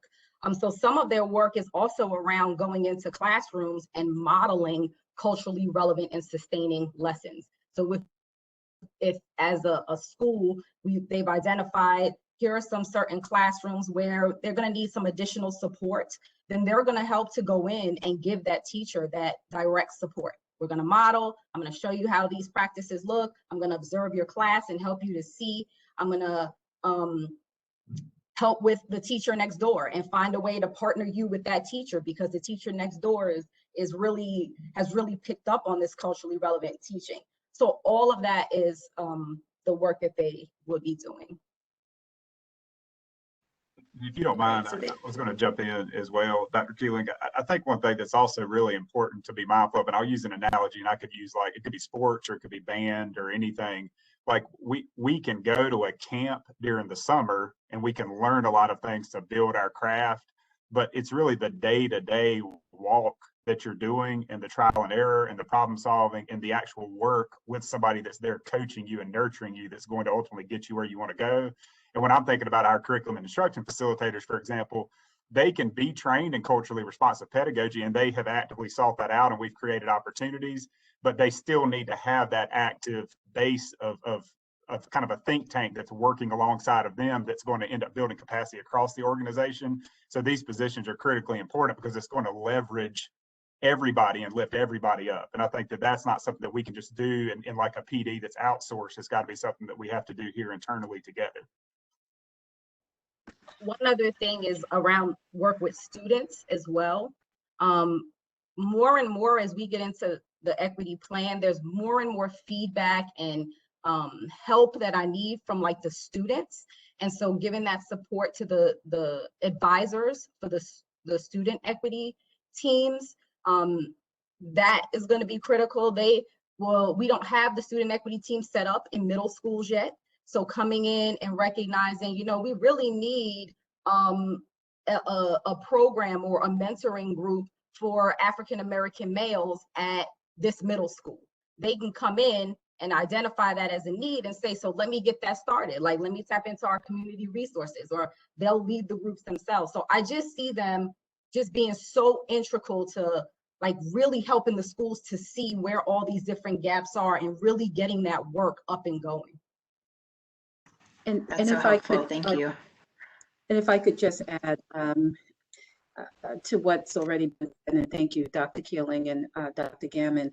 And so we know that these would be school-based positions, but it is seen as the accelerant in helping us to accelerate the work. And to their point about professional development, we know what the research says, and from our own best practice, that it's that model coach apply method of building capacity that makes the difference. And so we can provide a plethora of professional development, but is it the kind of professional development that's going to build capacity? And the schools are asking for this support, and the leads are typically teachers. And so this is not their full-time sole work. And so these facilitator positions would be important to accelerate the equity work in the district. And from everything that we know, the equity work in this district needs to be accelerated. Thank you, Dr. Felder. I see that we have taken half an hour to get through 5 of the items. I think these are good questions and it's good discussion. I also want to make sure that we are able to get through everything by noon. And I know that there is another topic, and I don't know how much time we need for that next topic. So can we just do sort of a quick time check? Would it be helpful for the board members to hold their questions until after we get through the descriptions of all of these? That's one thought I have about how to manage our time here. Thank you, Mrs. Smiley. I think that would be helpful. It will allow us to move more expeditiously through the remaining items on this slide, and then open for questions if that works for the board. Great. And then the last topic I think was about capital projects. How much time do we need for that topic? Dr. Dawson, would you say maybe 15 minutes? Is that, yes. Okay, No so more we're Yeah, I okay, was no more than thinking no 15. more than 10 or 15 minutes. Okay, great. So we're going to try to discuss everything on this slide in 45 minutes. And is there more of the presentation beyond this, Ms. Rath? No, what's beyond this is just a summary of what the combined per pupil increase ask is based Okay. upon this expansion budget and the continuation budget. Great. Okay. Thanks for that process check. So let's go through these now, and board members, if you could just note your questions and we'll go through them at the end. Okay. So next, let's move on to the maintenance technicians. This was also an item that was included on our budget last year that we were unable to fund and that we are also bringing back in the hopes of receiving funding for it this year. Orange County Schools currently has one maintenance technician serving 93,000 square feet, and the industry standards is for one maintenance technician per 50,000 square feet. And that doesn't include the additional square footage that we had to add with the completion of the Cedar Ridge High School wing, as well as the additional square footage that was picked up when we opened the Orange County Schools Welcome Center. So these requests here would be 4 maintenance technicians to support those district initiatives. The next item is a recruitment and talent management. This position has also been on our budget. I believe this will be the second, if not the third year that we have had this item appear, and this would allow an intentional focus on recruitment as well as human capital management and help us to focus on hiring. You know, HR has been doing a good job of keeping the focus on looking and trying to recruit and hire more teachers that look like the population that we serve. And this position would be a more focus and laser-like focus on that and support in that area. We also have on here a request this year for an MTSS facilitator. This facilitator would support the MTSS work that is being done in the district and help us to better analyze that data and support the schools in carrying that full work forward. Next is English learner specialists, 2 positions in support of this. These would be school level positions as we have identified our English language learner population has increased, and as a result, the student to teacher ratios have also increased, and this would allow us to get those ratios back into check and to have more support there for those English language learners. The next item on our expansion budget request is Saturday school.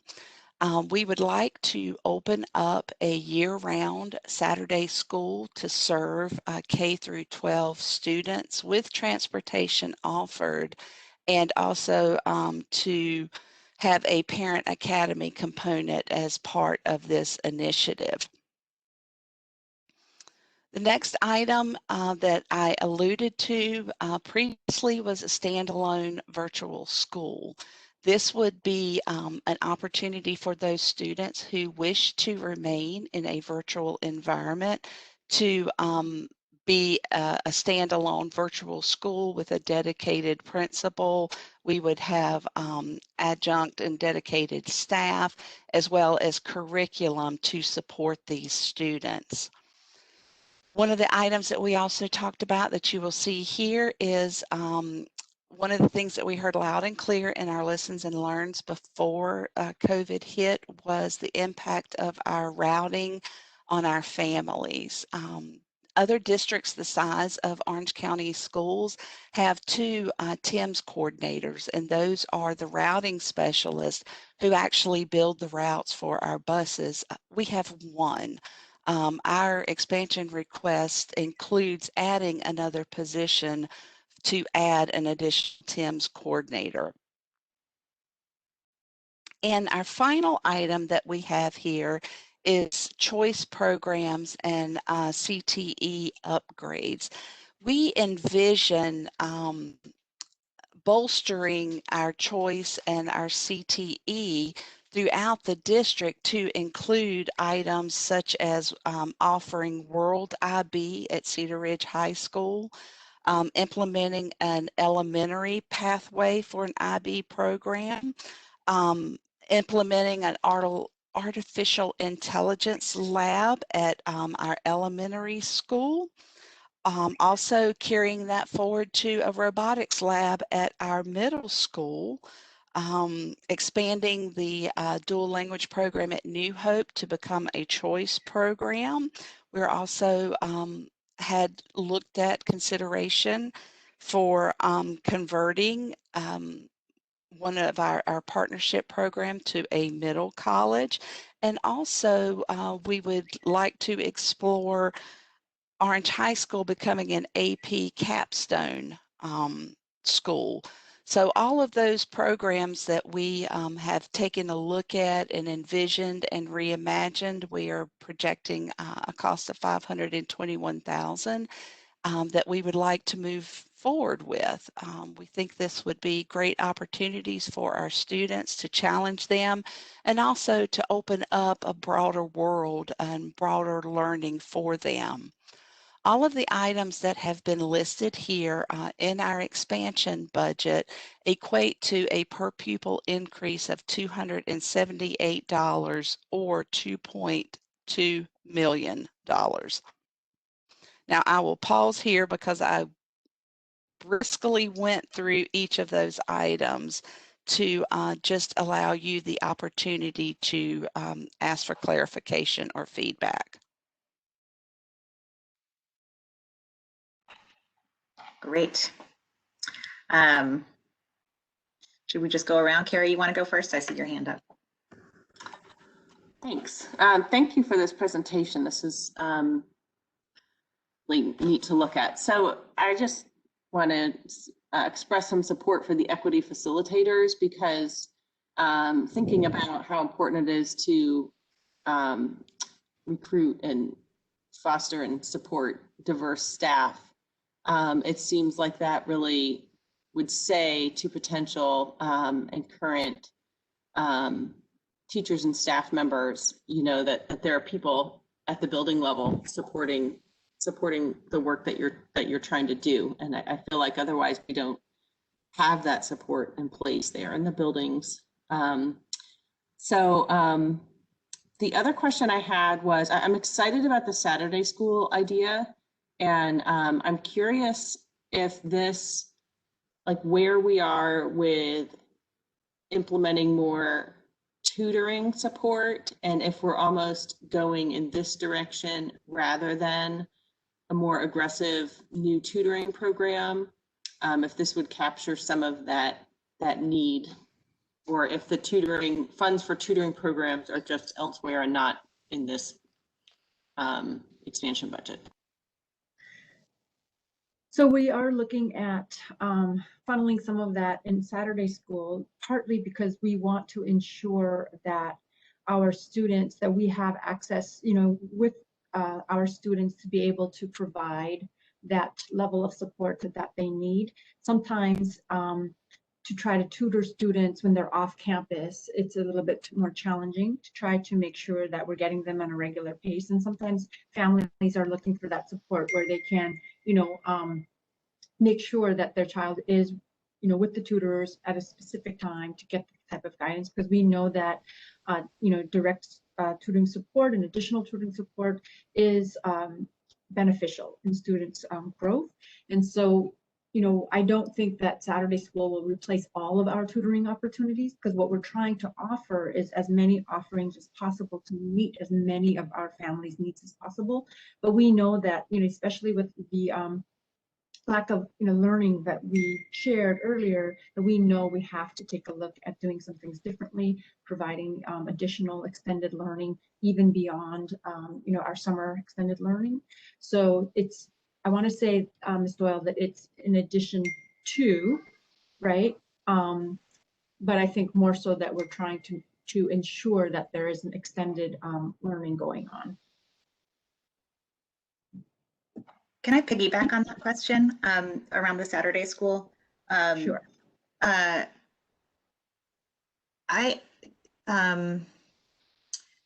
guess I'm curious, have you all looked, well, there's two things. One, that number seems very low to me for like a year-round K through 12 program. But did you all consider an extended day? So like actually there are many children staying for after school, but it is not academic. There is really good research, as you all know, about more learning time leads to more learning. But this like one big hit on a Saturday versus extending each of the days. I guess I'm surprised that we would go in the Saturday school direction rather than that, and hitting sort of multiple days and extending the day. So because we already have an existing after-school program, we didn't include that, but we are revisiting how we do our after-school. So you're absolutely right, Ms. Smiley.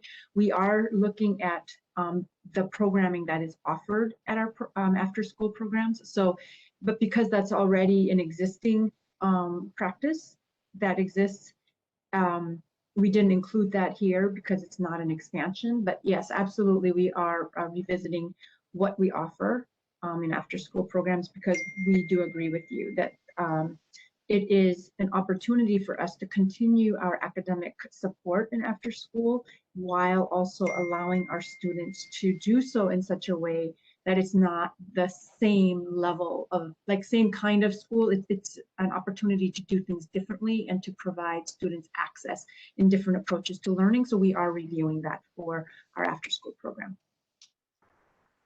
Okay. Yeah, I mean, I think personally, I would be interested if there is a research base showing Saturday school as an effective strategy. Like, I'd be interested to see that if we happen to have it. Otherwise, I will research it myself. I think what I have seen is that the like multiple days of the week, if in terms of getting tutoring and things like that, is more effective than a like shorter dose of it. And having taught Saturday school many years ago, like I know that there were plenty of families who just didn't want to give up that weekend family time and that sort of time off, even though there was an academic benefit potentially for their children. And so, you know, whereas there are plenty of people who need childcare after school. So, and if I could add, I think great discussion. Thank you. If I could piggyback on that, because I'm with you 100%. And just so you know, there are structural impediments that we have with our after school. One is that it's not under the control of the principals, so that we don't have the coordination between the school academics and what happens in after school.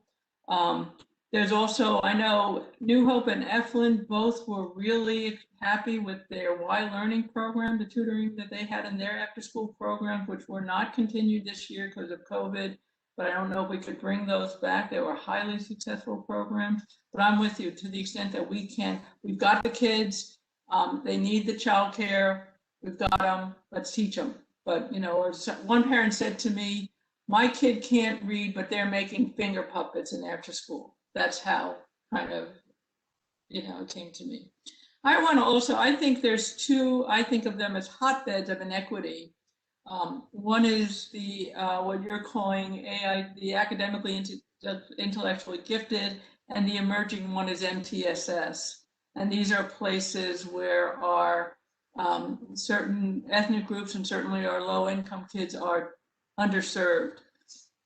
And so I wonder if and you know, I wonder if we need MTSS coordinators at certain schools. Because as I understand it, we are just really bringing it forward. And I'm really concerned that the needs that our kids have are going to be under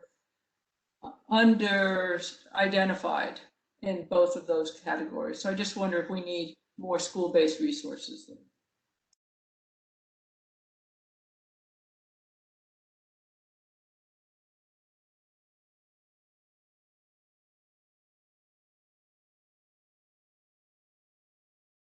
Great.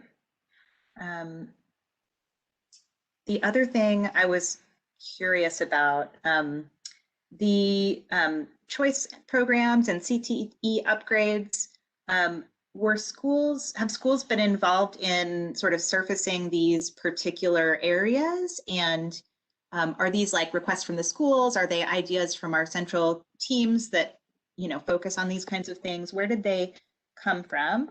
I'll just ask that part first. Yeah, Yeah, so- great question, Mrs. Smiley. I'm going to allow Dr. Dawson to speak to that, but yes, schools have been involved. And then I'll just add that, especially like for our existing choice programs, it's not a change of their theme. It's how are we reimagining to be more aligned to the future workforce, and also just giving a more specific focus. So for instance, when we're looking at Central Elementary, we know that computer science and STEM education has to be at all of our schools, that it can't be just that one choice school. So to help Central to have that, but also have a more specialized program to truly make it a choice and different than what children can get at other schools, we're going to help them to find a more specific focus that isn't the same and available at the other schools.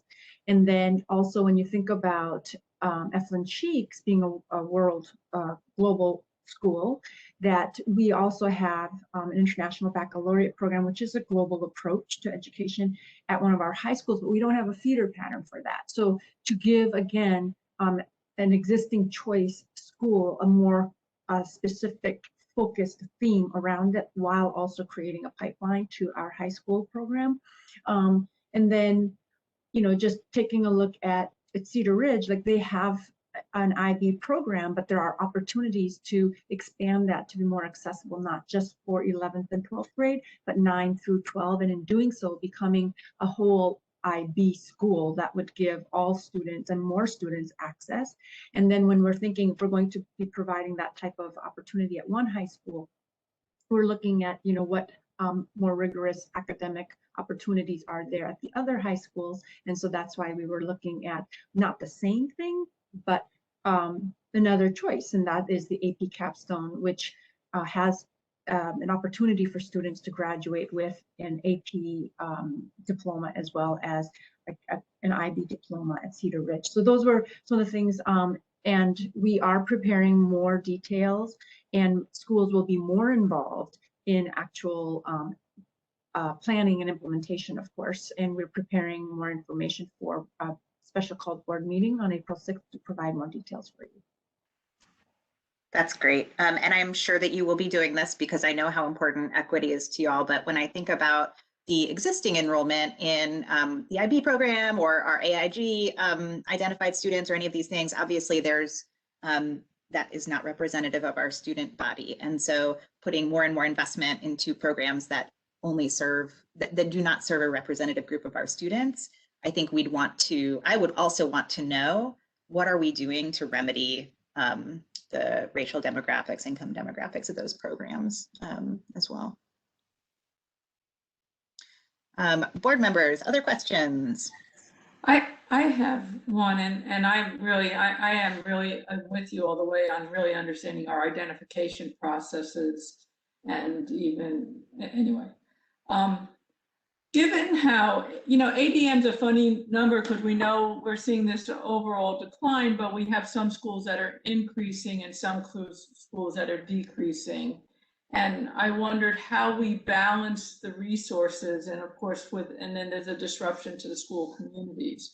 So how does that get addressed?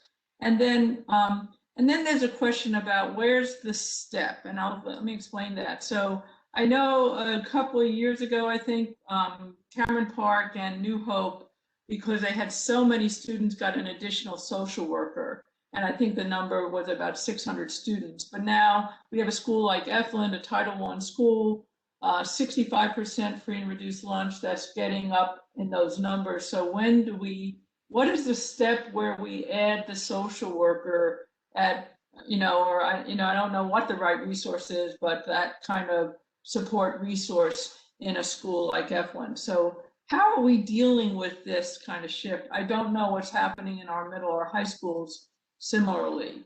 I also have an equity question, because I know we want to bring in these facilitators and all these resources, but, you know, and maybe I have this wrong, but I'm told that culturally at CW Stanford, that Black students are not comfortable there, period. I don't know if that's true. I've heard that of Cameron Park as well. But and I don't know if we have other schools that have this kind of, what I would almost feel like a crisis situation that of discomfort for certain populations. And so how does this approach begin to deal with those very specific problems? So I think there was more than one question. I'm not sure if they were all about equity, but I'll jump in for that one. I have heard similar things to what you have heard. And so one is that we have to help staff to understand what does a culturally responsive environment and practices, what does that look like? And so that is part of the work. The other thing, I think of this work also like to the MTSS model, as we're going in and we're doing the assessments of each of the schools, kind of putting them into these tiers of schools that need very intensive support, those that need like that moderate level of support, and then kind of like that core curriculum that is just support across the board. All schools are going to need this. And making sure that each of us, the facilitators and myself, are not, that our caseload of schools is not all the schools that need those high needs, right? So being able to be in those schools more often with the schools that need that additional support. Then we may have some schools who are doing, I don't want to say that they're doing a good job or a better job, not like that. Like there's some more capacity there. And so we may not have to give as much support to those schools, but that's the way that I think of it. Being able to go in and identify where it is and give them those actual practices. What does this look like? And giving more support as it's needed.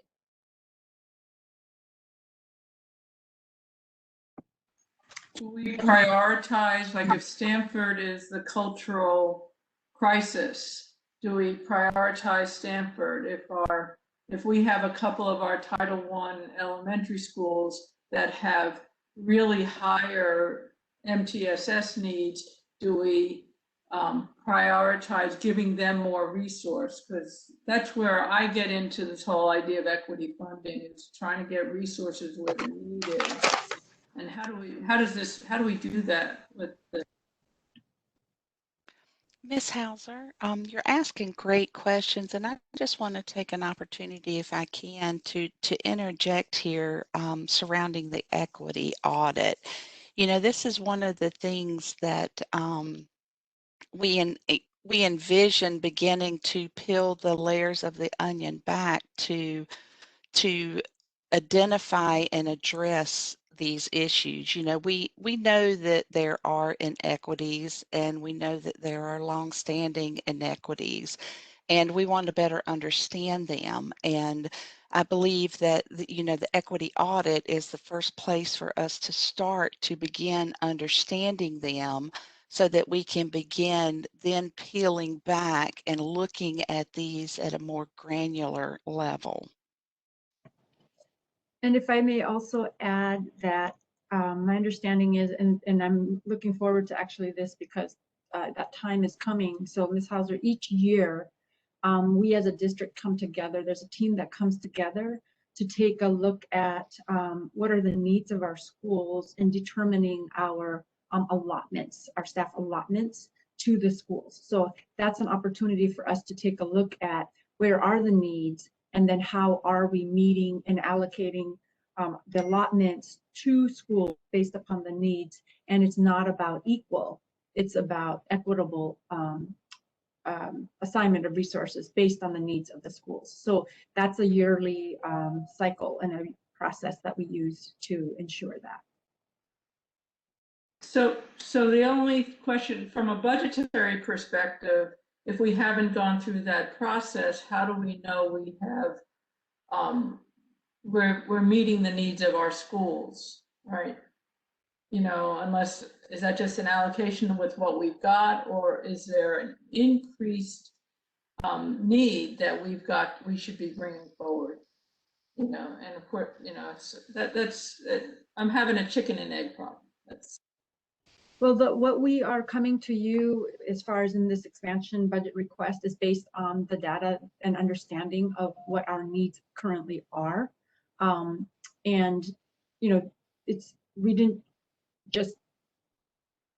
we're not making these requests unfounded, right? We know that as of right now, how we've been functioning and working with the schools, we know that these are the needs that we have so far. And then as we are doing our allotment, having those meetings and determining the needs, we will be able to, should we be funded for this, be able to allocate, you know, additional supports at this school for AIG, or this school for equity work, or, you know, this work for additional MTSS support, or here for this school because we have, you know, a higher percentage of our ELL learners that have this need, or, you know what, here's how we have allocated our social workers.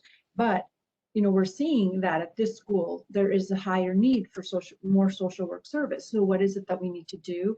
And in allocating the existing resources that we currently have. It may be now when we come back a year from now to ask for another, you know, put forth another budget recommendation, it may be very different, you know, as having another year of experience and working with our schools saying, okay, you know what, we thought we had enough and we were allocating this way, but these additional needs have come up and we need additional funding to support that.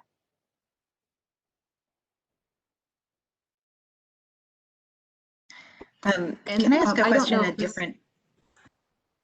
Go ahead. My question was going to take it in a different direction, if that's okay. The standalone virtual school, if we have more time to talk about that on Monday or some other time soon, then I can just hold the detailed questions. It looked like a small number to me but I don't know how much a virtual school costs compared to a regular school. But that cost looked small. And then I just have more questions about how it would function, which I imagine maybe I could hold until another conversation. I'm going to jump in with just my general question to that point too. Is just curious what the vision is. Like, are we seeing this as still dealing with COVID, and so, or are we thinking it's something will expand or something we'll need ongoing? So what we are learning, initially, you know, we thought of virtual school as a response to COVID, right? But what we're learning is that families are realizing that for some of their students, without COVID, that this was a really good model for them that fit their children best. And so we do want to, you know, long term, look at this as Orange County schools having a virtual school beyond COVID. And we have met with different districts that have started virtual school with different models. I know that some of us have experience working with more established virtual schools. And so looking at those different models, and for us still not knowing, you know, the full need of our families wanting to be a part of virtual schools, we're trying to be mindful that, you know what, there are some models that we can get this up and going. And again, these are all like year one costs, right? We know that as we get a school started and we know that enrollment may grow, or, you know, we have different needs, that the funding will possibly grow, but this is for year one startup funds. And, you know, when we think about based upon staffing, we know that we're looking at for sure full-time staff, such as the principal, bookkeeper. But there are models where, you know, instead of assigning full-time teachers to the virtual school, until we know for sure the student enrollment, there are models and successful models out there where our current Orange County school teachers that teach full-time at their schools can pick up, you know, courses of the virtual school as add-ons to, you know, their full-time teaching job, and that has worked. And so that's one model that we're looking at. And so while it may seem low, it is year one, and we're hoping to have more numbers for you for our April, you know, 6th April 6th. Hey, meeting. Rhonda, we're seeing your email right now.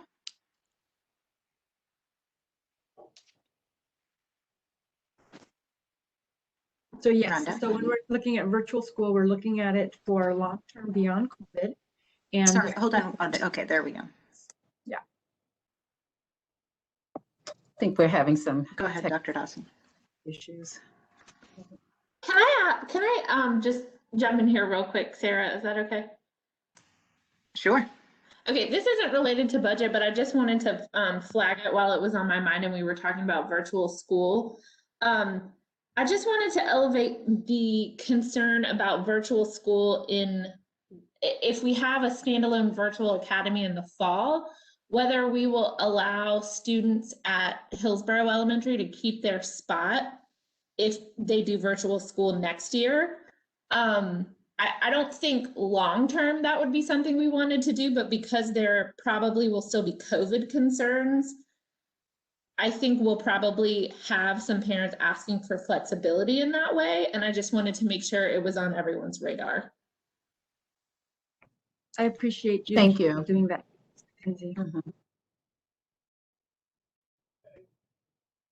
Rhonda, can you take us through the timeline?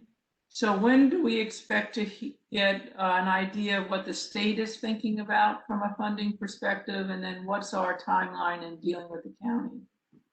Sure. So the next step in this process, this is the superintendent's recommended budget that is presented to the board for information.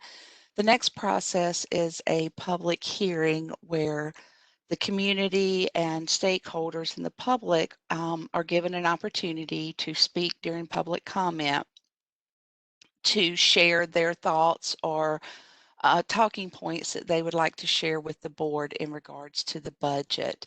The next step would be that the board would then this would become the board's budget based upon the feedback that you provide us in regards to what we have presented as our recommendation, what you would like to see go forward to the commissioners as a request for the Orange County Schools budget, local budget for this coming year. So that would occur at the April 12th board meeting. The following week is when we would be are scheduled to submit our board approved local operating budget to the county manager. She will then fold that into her presentation that goes to the commissioners May the 4th, where she will share her recommended budget to the county commissioners that will include the schools as well as all of the other departments within the county that are funded through county funds. Then there will be the process there of hearings where the commissioners listen to public comment and then decide how they're going to fund the schools and all the departments. We will know by June 9th or 10th what the intent is for our commissioners to fund the schools, what their per pupil intent is. They will actually formally adopt that in a resolution at a June 22nd board meeting. For the state, it's going to depend upon when our general legislators approve a budget. Until they approve a budget, we won't know what our state budget is until that point in time. We have received planning allotments from the state, and we'll receive those also from our federal sources that will allow us to plan and begin moving forward. If they are delayed in adopting a budget again, as we have historically seen, they will adopt a continuation budget that will allow school districts to operate on funding from the previous year so that operations are not actually ceased.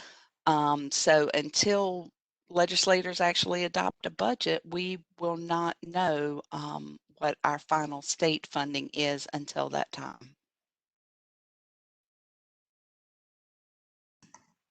Bonnie, I think you're talking, but you're muted. Sorry. When you look at the 2.2 million that you're proposing on an increase, and we've got potentially another $4 or $5 or $6 million coming from the federal government, and fund balance, the commissioners are certainly going to ask how, and then who knows from the state, the commissioners are going to ask how much of that is being funded through these additional sources. So how do we reconcile all that? Ms. Hauser, that was our intent with the slide here, was to show that we have already aligned the funds that we have received in our fund balance to support these initiatives here, and that without additional funding from the commissioners, we can't fund these expansion items without shifting from the initiatives that we have laid out here. But the wild Something that I card is ESSER 3 is the wild card, right? That's not in here yet. Well, yes, ma'am. ESSER 3, we don't know our final funding for that at this time. I think it could be helpful to think about, because I think maybe sort of putting these concepts together in one place. So, a lot of those things in the operating budget, those are ongoing recurring expenses that we expect to continue to have. Addressing learning loss and mental health in the short term via ESSER, that's the surge investment we're going to make in the next couple of years to address those things. And so I think it may, in terms of helping them understand it, it may be helpful to just even pull out that one specifically, the ESSER 3. And they're both ways of spending money are intended to address our priorities. The federal money, we think, is this sort of short-term surge on these things, and then we actually see ongoing need on the other side, which I think you do a good job of describing, what those ongoing needs are as you go through them. There's just the connection making that might be helpful. Okay, thank you. I appreciate that input. Just in summary, if you look at what we have presented here before you, our approved per pupil for the current fiscal year was $4,367. The continuation need will be an increase of $171. The expansion that we have presented here need would be an increase in per pupil spending of $278.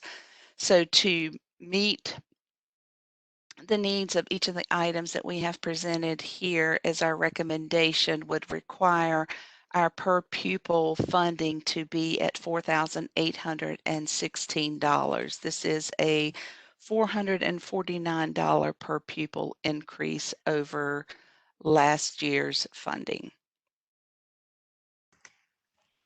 Do we have any sense of where Chapel Hill may be coming in? Yes, ma'am. Chapel Hill's superintendent's recommended was a per pupil increase of $462.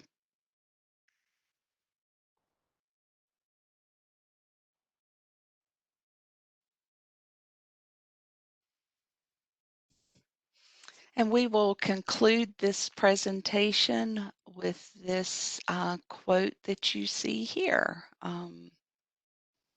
I'm going to read it. The whole people must take upon themselves the education of the whole people and be willing to bear the expense of it. I don't know that I can say it any more than we are committed. We know that there is a cost associated with this, and to do these items, there is an expense that will be associated with it. And that's all I have. That rounds out my portion of this presentation, and I just want to take an opportunity to thank the team who were here to help answer specific questions, and also to share in this experience, to share their knowledge, and to present this recommended budget. And if I may, and so Rhonda is thanking the team. We want to thank her. I can't begin to tell you the number of hours that she has worked to pull all of this together, including Saturday, including last night. It was well after 7 o'clock, she was still here. And so, Rhonda, we thank you very, very much for your leadership around this work, this important work. Thank you, Rhonda. Absolutely. Thank you Thank so you. much, Ms. Rath. And this year, with all of these additional sources of income and additional expenses, and I know that I've said this before, but it has just been incredibly complex and is not at all business as usual, I'm sure, for even how this process should work. And so it just really, I feel like each time we've talked, it's just like easier to understand and like a stronger case. And so just really appreciate everything that you have done all year, but also in preparing this budget. Thank you so much. Thank you. I appreciate it. And again, I'm just going to say, you know me, this is a team effort. It took all of us, and it also takes the board. So thank you for your investment, for your feedback, for your recommendations and your input. So thank you. I look forward to where we go forward from here and what we take to our commissioners. Thank you. Board members, any other questions or suggestions as we prepare to move forward in the next steps here?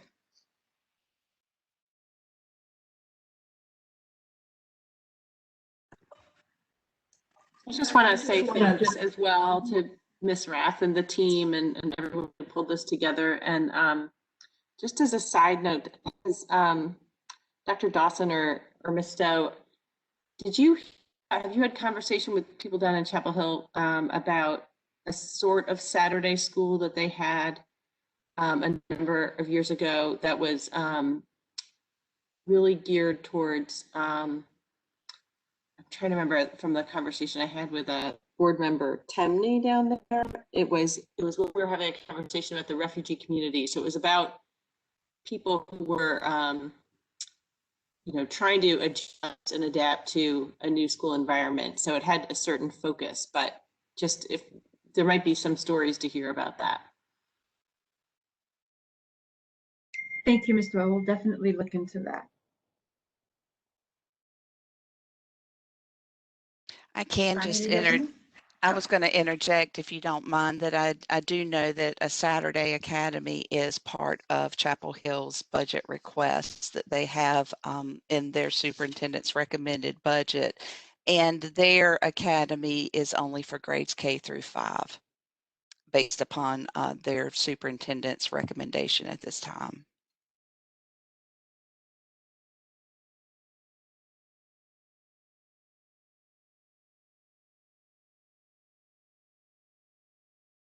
I just want to add my thank you and congratulations.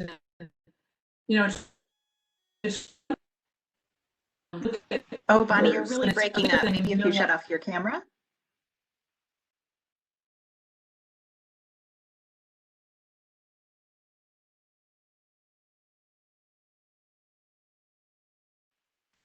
And now you're muted. I'm not sure if you're speaking. Let me turn off the camera, on with the sound. So I first wanted to reiterate my thanks to Rhonda and her team, and Dr. Felder and her, because I realize it's not like one person, but it is a massive effort.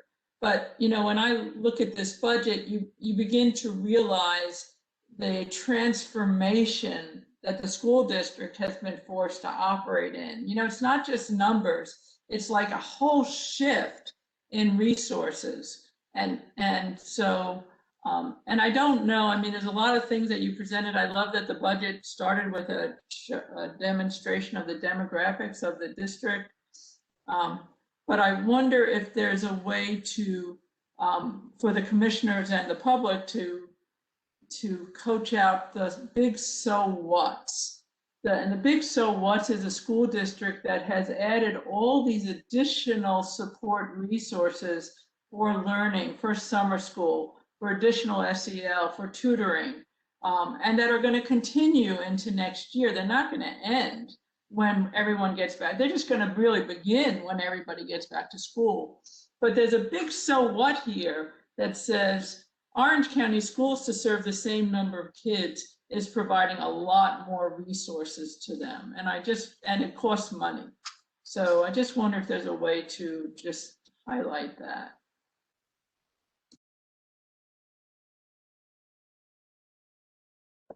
Thank you, Ms.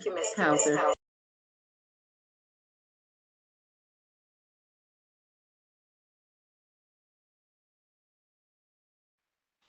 That's great. Anything else? All right. Well, this has been very exciting to see come together. Looking forward to the next steps. So if it's okay, we'll just move then to our final topic, which is, I believe, in the project in the CIP. Yes. So we just wanted to bring back to the board a change request. We had some work done, some asbestos abatement work done at Grady Brown and Central Elementary Schools, as you may know, that was in place for replacing of the, put in place for the roof work, right? And now that is complete. And what we didn't know then was the budgeting that we required for that work. We were under, and so we actually have some money left over as a result of that. And what we would like to do is use those funds to do the abate asbestos work at Cameron Park prior to us being able to continue with the mechanical upgrades at a larger scale. And so there are asbestos concerns at Cameron on the lower hallways that we did not have those issues in the upper areas as part of phase 1. And so we would like to do the minimal abatement work on the lower hallways, at Cameron Park, with these additional funds left over from the work at Grady Brown and Central. So that would be helping to abate the asbestos and replace the lower floor flooring. So we just wanted to bring that to the board. And is that just an FYI, or is there board action required here if we're just repurposing those dollars somewhere else? We're repurposing them between schools, so there would need to be board action as a result of this. There's not county action because we're not repurposing between projects. The county funds us through a project model, which is classroom building improvements, roofing, etc. We're not shifting among those projects. However, we do know that our board likes and prefers to look at the CIP at our school level. So, we have provided that, and it was approved at the school level. And now we would just like the ability to be able to shift those from Grady A. Brown to Cameron Park. And is that going to be enough to sort of finish the asbestos, whatever the asbestos abatement is there? For the lower hallways flooring, yes. Cool. Board members, any thoughts or questions? So is this otherwise going to be in like a different year phase? If that money wasn't already available for Cameron Park, is that because it was going to happen later or differently, or of like the capital improvement plan or something? I want to say that it wasn't this wasn't part of the overall, and I want to make sure I double check that for you, Ms. Doyle, but my understanding is that the part of the plan was to include the upper areas, because we didn't know that there were going to be asbestos concerns in the lower area. But now that we have identified that need, before we move on to the next phase of the work at Cameron Park, we would like to be able to rectify these concerns at the lower levels, and which would make it safer for them to proceed with the work as they proceed with the next phase of the work of counterpart.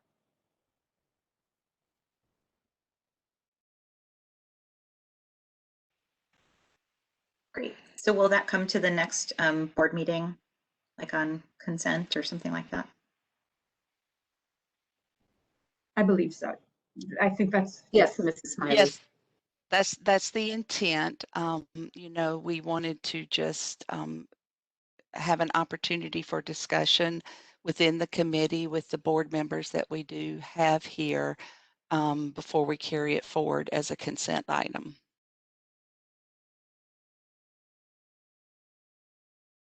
Great. Anyone else have any other questions or concerns about that one?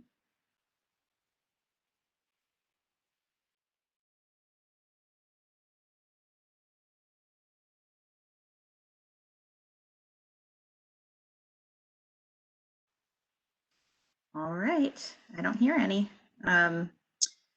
Ms. Rath, Dr. Felder, Dr. Dawson, do we have anything else to discuss? I do not. No, ma'am. I Dr. have, Bunny? I have a question, a standing question on the HVAC systems at our elementary schools and the plans for that. So I'll give a little context for, in 2014, about 2013 or 2014, the school district put a plan together to upgrade those HVAC systems. The bonds were passed in 2016, and it is now 2021, and we're looking at a 2 to 3 year time horizon to get those projects done. It's a little long for me, and we know there are air quality problems in those buildings. And I'll add, now we have the complexity of summer school and other things. So the question has always been, is there a way to accelerate these projects? And can we go to, I know we go through the SUIT group, and we go through this kind of process, but I was wondering if we invited some larger engineering companies to take a look at it. Might they be able to give us a proposal to do the project faster and with less disruption to our schools? So that's all a great question, Ms. Hauser, and we appreciate you posing it. And I perhaps Dr. Dawson can certainly chime in, but we just had a discussion a couple of days ago about where we are with HVAC and our capital improvement project, and are going to propose that we have this on an agenda for a board meeting. I'd hate to start the conversation now, and we have about 9 minutes left in this meeting. But I do think we want to give an update and provide the board with information and have an opportunity to have a conversation about where we are and where we see us going with regards to this. But part of that discussion and with the ability of looking at getting at what you just described in an effort to accelerate work. But what I heard may not be possible. And that's pretty much all I want to say about that at the moment. And I think we just need to have time to have a more in-depth discussion about it. So Dr. Dawson, I don't know if you have anything else to add, but that would be my response to your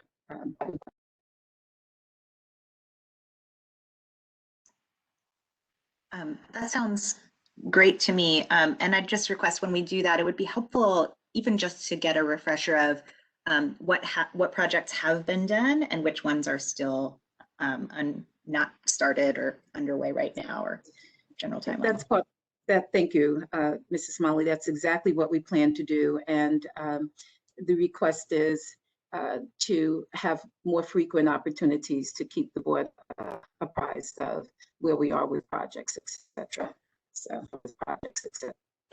That's a stay tuned. I have one really small offhand comment or question. Dr. Dawson, just Googling Saturday schools, I was wondering what resources were out there, and it looks like originally the term Saturday schools was used for like a disciplinary concept. And when it was mentioned that Chapel Hill is calling it like a Saturday academy, it made me wonder if that was why. So are we planning on calling it Saturday school, or is that just in general, like our quick description? That was a quick description, just like we are, reimagining a summer school to be the summer scholars program. We're looking at the Saturday scholars program, similarly, because I do understand, and I hate to say it, but I was one of those historically that have run Saturday schools for disciplinary issues in my previous years, but that's definitely not the purpose of our Saturday Scholars program. It is an extension of extended learning opportunities for enrichment as well as remediation and readiness for all of our students, because we know the value of extended learning. And again, creating opportunities for our students to experience learning in a different way than they typically might in our regular school day.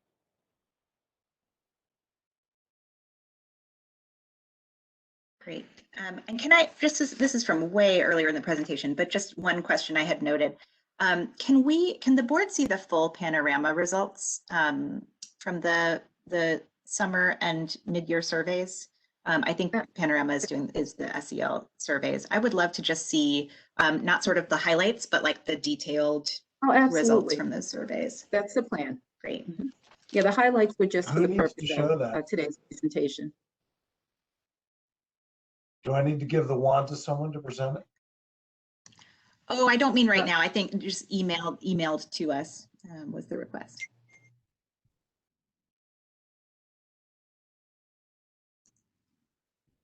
All right.